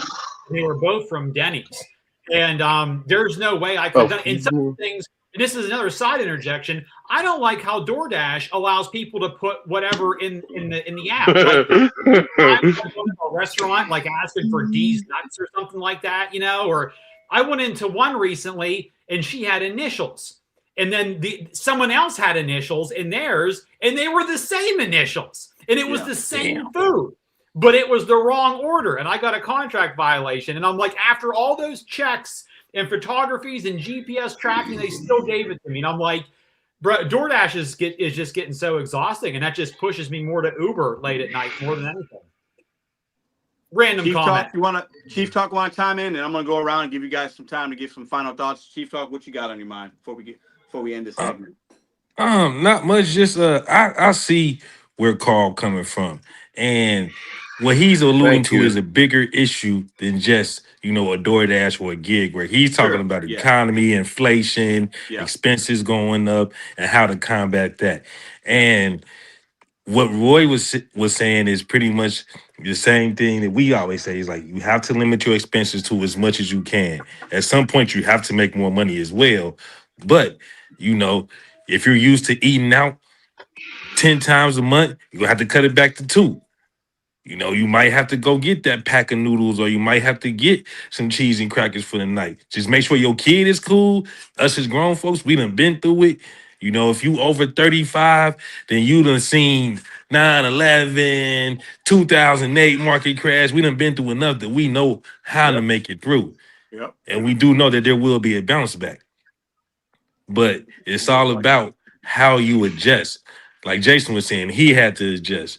Roy was doing gig work. He went to making Pizza Hut. Ain't no shame in his game. He proud about it. I would do the same thing. I ain't gonna lie, sorry to cut you off, but I made close to $35-$40 an hour working at Pizza Hut as a delivery driver. My point exactly. For me, I said if I didn't make more than I made in my job, I'm going back to work. I got a CDL. I could be out driving trucks and doing 80, 90 grand easy. But Fuck that. to me, the risk to reward is not worth it. I don't have to go out here and I don't have to go drive several states. I don't have to drive 14 hours a day and have to go sleep for 10. I don't have to comply to certain federal regulations and stuff. I like that I don't have to really report to nobody really hanging over my head. What I make is going to be based on what I make. There's some weeks that the gig work just ain't working. So I'll go do a gig contract. I'll go work. They got a lot of jobs now. They'll give you 3-4 days just working contracted. Yep. It is the new wave. The only thing that sucks is no benefits. Outside of that, you can't get me to go back to W-2. Yeah. It's a good point. And we've seen, the economy, so it can be very up and down. And I think as you become accustomed to just adjusting, I think Roy or somebody said earlier, like we have to, even in the chat, we have to look at our spending too. Like I've talked about it a few times. Like the reason we can do okay isn't because of YouTube mostly. It's because I don't spend stupidly. I just don't. I used to, and I learned from my mistakes. I think a lot of people, they spend a lot of money they don't have, or somebody said they're trying to keep up with the Joneses earlier. Somebody referenced that. I think that mentality and mindset is within a lot of Americans. Like I'm pretty cheap. Like I am pretty frugal, and I work when I don't have to, and because then that gives me extra income that I can save or invest, or you know what I mean, like making those decisions that I can control, because those are all my controllables. What I spend at Aldi today, I can control that, even if the prices are high. If I don't get my extra fucking candies, and the kid don't get candy this week, you know what I mean? Like you're right. You can control. Right. I don't have to go to Starbucks in the morning. I can brew a cup of coffee at home. That's what I've been doing. So there's a lot always of do things that. we can have control of that a lot of us don't want to. We don't want to give up the luxuries, but then we complain that we can't pay the bill. Well, sometimes you got to give up luxury, So period. No, I agree. Before you, Big Carl, I'm going to give you an example why a lot of these people can't get jobs. They come in there doing DoorDash because we deal with DoorDash. They got their bonnets on. They're wearing their fucking pajamas. They got tank tops. They're not even taking something. They don't even take their job serious enough doing DoorDash. I know. What makes you think a job would want to hire people like that? They're not. So I know. DoorDash, they stuck doing DoorDash because they got the slob ass mentality of a worker. Like he said, taking a bag in the fucking toilet. That's fucking disrespectful and gross. That is. I'm surprised. She's lucky she didn't do that in front of me, because I'm not a Pedro. I would have roasted that ass right there in front of everybody. That's just fucking. Hey, gross. look. I love in their food. Sorry, dude. No, you're good, bro. And I know what you're talking about. I see people showing up at restaurants wearing bonnets and pajamas, and I see people getting irate with fucking restaurant staff, and it's man, I could go on and on about that, but no, man, I want to say this. I love every last one of y'all. I get it, man, and I've got a different perspective after listening to this live and being on this panel. And man, I just wish everybody the best. I hope everybody can, flourish and make as much money as possible. And fuck, man, I love all y'all, man. Like I have no hate in my heart, and I know that, but I'm just saying, man. I know what Roy's talking about.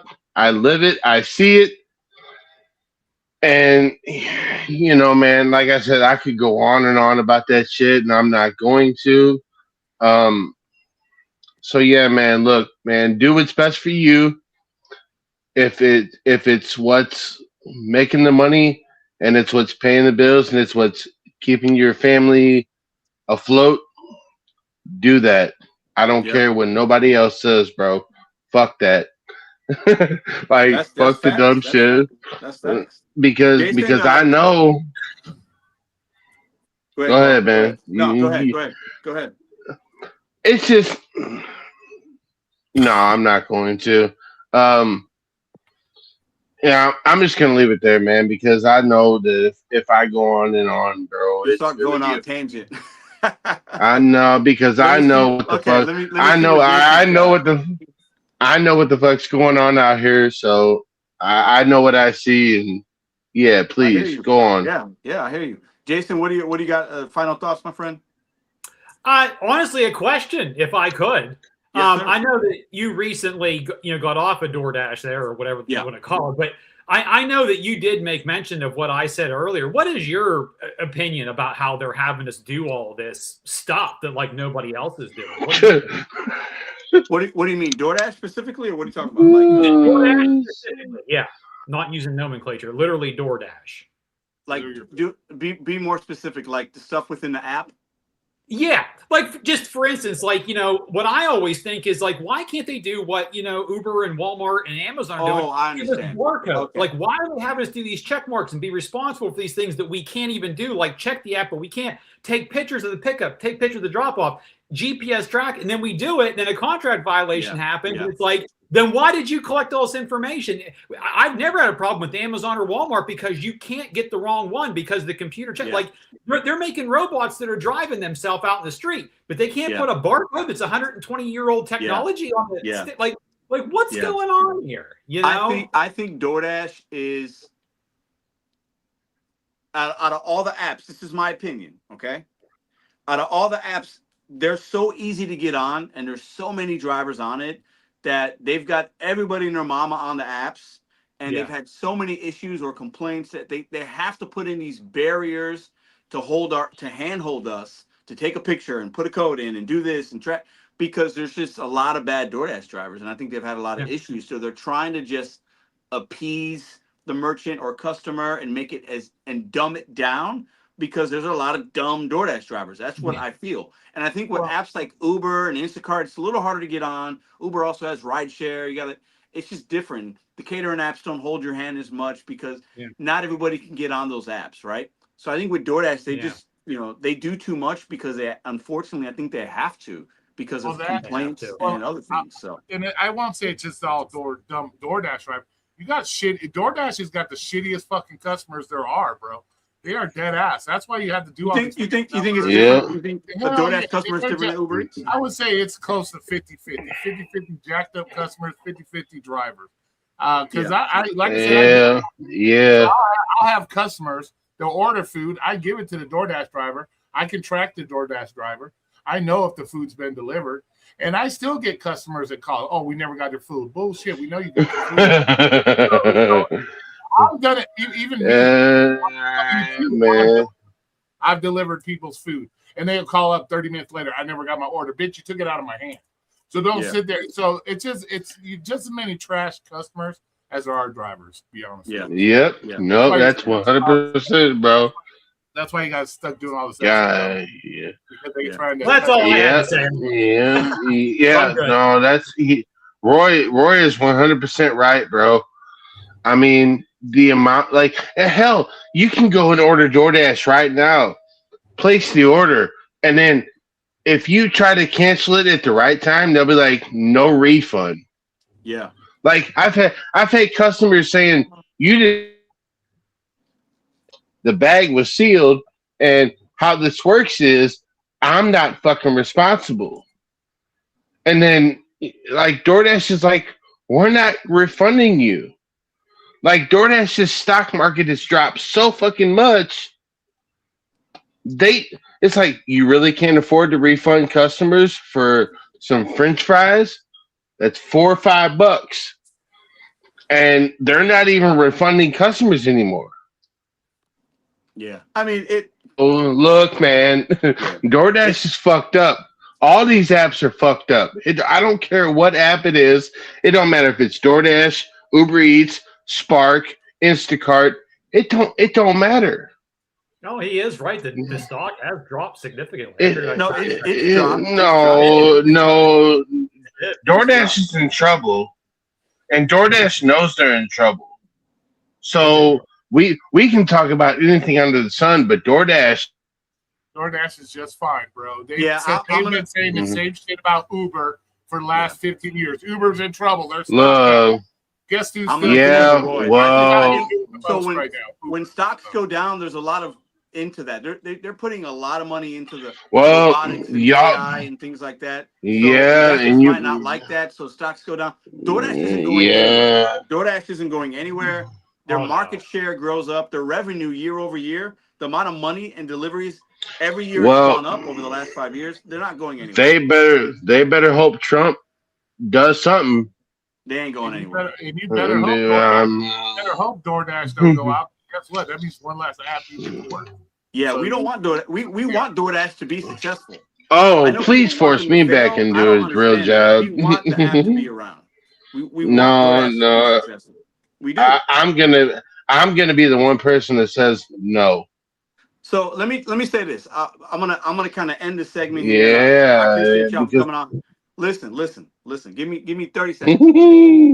This is the reason we need the apps. We don't have to like them, but if DoorDash went away tomorrow, it would be a problem for a lot of people, a lot of families. People would, everybody that hates DoorDash would be tripping because they can't make their $500 this week or $1,000. The community would cease to exist. It'd be a shit show if DoorDash went away. And there are some content Pedro, creators. Hold up, there are some people that want that to happen, and that to me is anti-driver. It makes no sense. You don't have to like there DoorDash. was But why would you want it to go away? Why would you want it to fail? Because then that's going to take away money from people that are actually needing it. You know what I'm saying? So like, I never that understand that. would be the problem. That I would don't be the understand that. problem. Yeah, That would be you the only. That would be the you only need it to be fucking around. problem. You're talking about DoorDash. Look, This is how goofy DoorDash is, bro. I haven't drove for DoorDash for 2 years, bro, and I'm at gold status. But I haven't done DoorDash congratulations, for 2 years, bro. That shows you They how just, goofy. they just gave congratulations, you that. bro. They just I gave haven't you even that, done a Roy. delivery in 2 years. And They I'm just gold gave it to status. you, man. Listen, y'all. Hey, bro. Listen, I'm gonna end the segment. Big Carl, Chief Talk, Jason, Root Talk, Roy. I appreciate you guys for spending an hour with us and coming Appreciate up you, and chopping it Pedro. up. I Thank you. appreciate you guys Right very on, my much. boy. Okay? I love you, Pedro. Appreciate you, man. Thank you, brother. Thank you. I love you, boy. See you, man.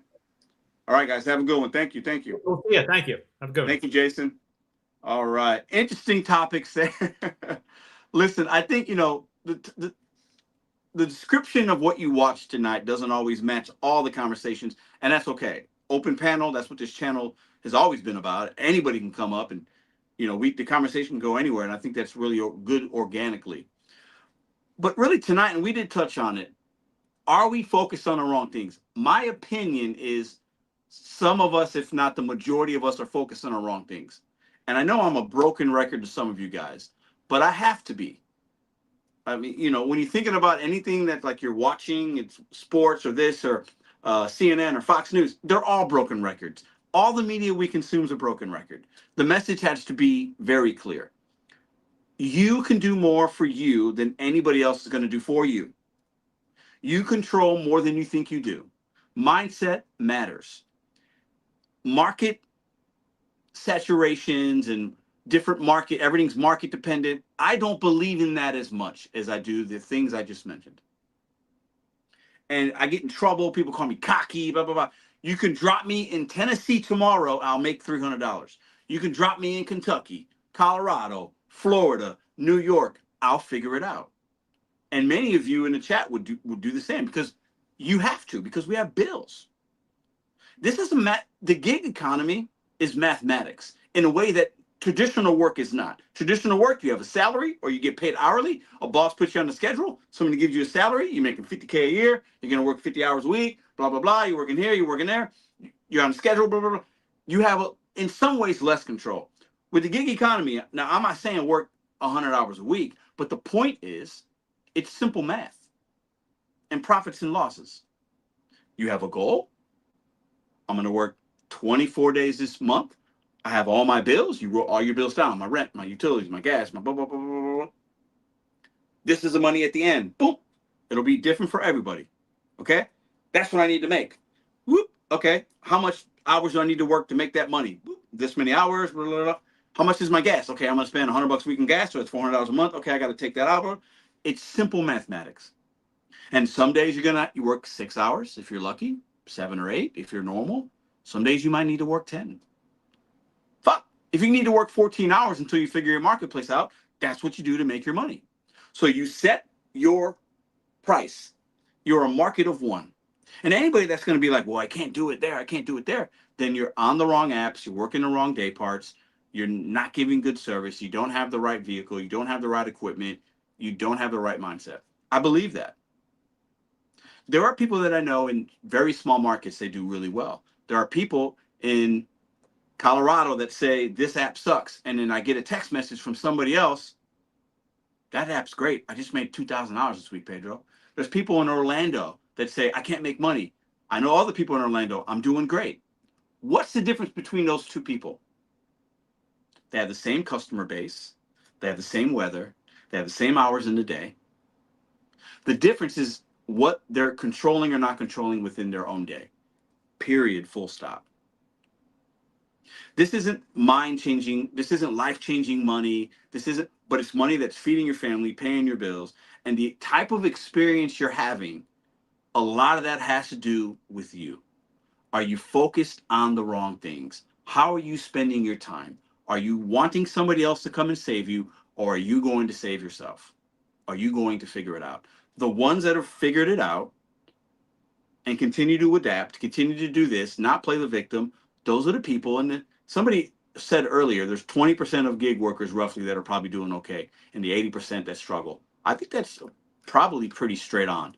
And the person that said it, he's been doing this work for a while. He's a pretty smart guy.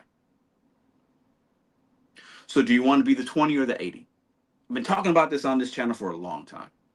And I try to pull a few people out of the 80%ers, come to this side. It can be a little bit better. It does not, you don't have to always have a bad experience.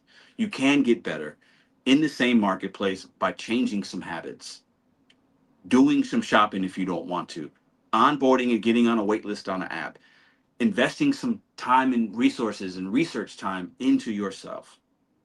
That's the difference between failure and success in any measure of anything that's measurable. Sports, W2, gig economy, relationships, losing weight, health and fitness, spirituality. Like, these type of things are fluid in a lot of threads in life.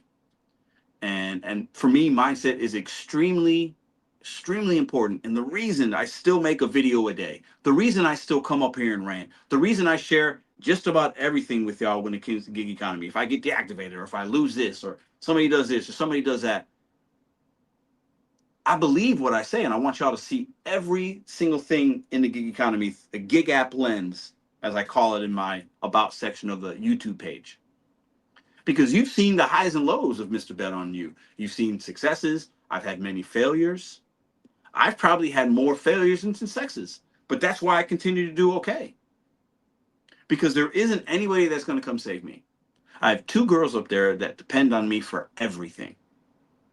If they want something, my answer to them usually, I at least want it to be able to be yes. I don't always say yes to everything. They don't get everything. We're not rich people over here, okay?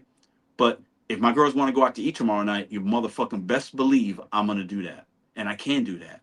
Because I don't, regardless if I get deactivated, if I get demonetized on YouTube for a couple months, if I lose this, I'm not looking for nobody to save me. I got to figure out, what did I do? What mistake did I make? What mistake did you make last week in your gig week?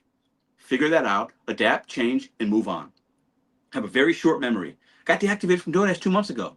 I'm making more money now than I was 2 months ago. Because we set ourselves up within the gig economy to continue to earn and be very fluid with it and be willing to change. Some of us are focused on the wrong things, legislation or money. When you have a good money week, that's going to be the difference with how you feel mostly. What are we focused on? What are you focused on? There's no other way I can say it. I'm passionate about it because I want drivers to have a better experience. The ones that give a shit. The ones that are just here for a little bit and it's like whatever, and I don't know them because they're not here. But if you're here and you're watching, I'll continue to challenge you. Did you do your 1 or 2 hours of research in your marketplace last week? If you're watching to this point in the live, there's 85 of y'all. Some of y'all left. It's cool. Did you do your 1 or 2 hours of research last week? If you didn't, hey, you probably have a valid excuse. If you don't have a valid reason, why not? 6 months from now, if you're not willing to put the hour or two right now, every single week, like we talk about, if you're not willing to do that, 6 months from now, I don't want to hear it. You can't come and type in, Pedro, I'm not making it. I feel you, but I can't hear that. Because did you do the 1 or 2 hours a week of research in your market of one, in your city, in your state? Did you do that? Because I believe if you do that, you will be better off in 6 months or a year from now. That's realistic. Are you going to make $1,000 more per week? No, that's not realistic. But I bet most of us, if you can make an extra $200 a week, $800 more a month, I bet that solves a lot of your problems.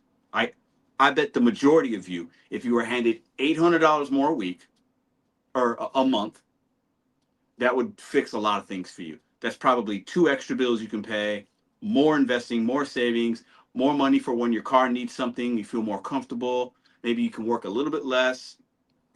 It does a lot for you. It helps you be more present with your family or friends, or better health, wellness, whatever. So how do we get to that point? Legislation is not going to help you. A politician helping you sign something is not going to help with that. It doesn't. That's been proven. Your actions and your mindset and what you can do to control is going to be the way to get you out of whatever bad situation you're in and make it a little bit better. A good situation to make it really good. A really good situation into something really great, and you can make sustainable money and take care of what you need to take care of. I believe that. Carl, you good, bro? Yeah, man. You got a lot of love in the chat, man. You speaking from the heart. And over here, when you always do that, it's always good, man. All right, let's see what else we got. Any other white gigs you would do Dash again? No, not yet. I have not. Sam Lee, I like this mentality. Sam Lee's a hustler, if that's the real Sam Lee. LT says, gas is at 5 in my state. I will be smart, but still have to take some further jobs, especially when doing catering. Yeah, man. I mean, gas is a real thing. But once again, we can't control gas prices. I mean, as a society, how much fuel we buy or don't buy controls it. But individually, what can we do differently to make up the difference? I don't know. It'll be different for everybody. You know, for me, I made a video today. Some of y'all maybe watched it. Go check it out if you didn't. It was $39 and I think 20 cents a catering on Sunday. It's not a great catering order, but I took it. I didn't need to. Usually I don't work on Sundays. I could have stayed, watched basketball all day. It took me, I think I was gone for an hour and 20 minutes to do it. It's not great money, but I did it. I didn't have to do it. But I compoundly do that, something like that every single day. I don't give myself something that I think I deserve or want every day. Or I do something I don't want to do every day. And over the course of my week, that adds money to my profits, to my bottom line. And I think the more times you can do that, you're going to be better off. But a lot of us, we're focused on the wrong things. Our mindset is wrong. That's why so many gig drivers, I think, are not having a good go of it right now. I believe it. And we can blame this, we can blame that. I think these old adages and cliches mean a lot. When you point the finger at somebody else, you've got more pointing back at you than you have at them. When you're worried about somebody else and what they're doing, are they legal? Are they not legal? Should they be here? What's that company doing? You're worried and spending so much time about somebody else's money that you're not focused on yours. It's as simple as that. I appreciate every single one of y'all. A lot of great super chats tonight. I appreciate y'all for doing that. I appreciate the thumbs up. Appreciate the panelists. Big Carl was on. Chief Talk was on. Jason was on. Real Talk with Roy was on. I appreciate you guys for making the channel what it is. I could sit here and talk for 2 hours by myself, but that would be really boring. So I appreciate you guys for giving me your time on this beautiful Sunday night. We have Easter coming up next week. This week, you can anticipate from basically Friday, maybe even Thursday in some places, till Sunday, a lot of shopping orders on some of these apps. People are going to get their Easter grocery things if they're going to be cooking. People are going to be going out for Easter to eat brunch. People are going to be spending money. This could be a really good week to make money. I said that a couple weeks ago. I don't know if that transpired for some of you guys, but this week, I'm gonna have another solid week in the gig economy because I set myself up. Ask yourself this question. I'll land a plane and end the live with this. Look in the mirror. Have you set yourself up? What are your goals? Write them down. Put them on your screensaver on your phone. Put them on your refrigerator. Put them somewhere. Write a goal down. Look at it every single day. Hang it on your visor. Put it with a picture of your family or whatever your situation is, your kids, your whatever, your mom, your dad, whoever you're doing this for. If you're single and you're doing it for yourself, you got a vacation you want to plan, you got something you want to do, something you want to buy, put a picture of that up. You see it every single day, every single dash, every single spark, every single Uber ride, every single Instacart. Look at that picture in your car. Your mindset is focused on something. I promise you, if you do some of these things, you're going to have a better experience. And some people are like, you can't say that, Pedro. Yes, I can, because I've done it. And I've made so many failures. And when I change some things, and if they work for me, and it's not just like a week or two, it's like years, I'm going to share that with you guys. And I feel very passionate about controlling your life and what you can control. And don't worry about what other people are doing. I appreciate y'all. See you next Sunday.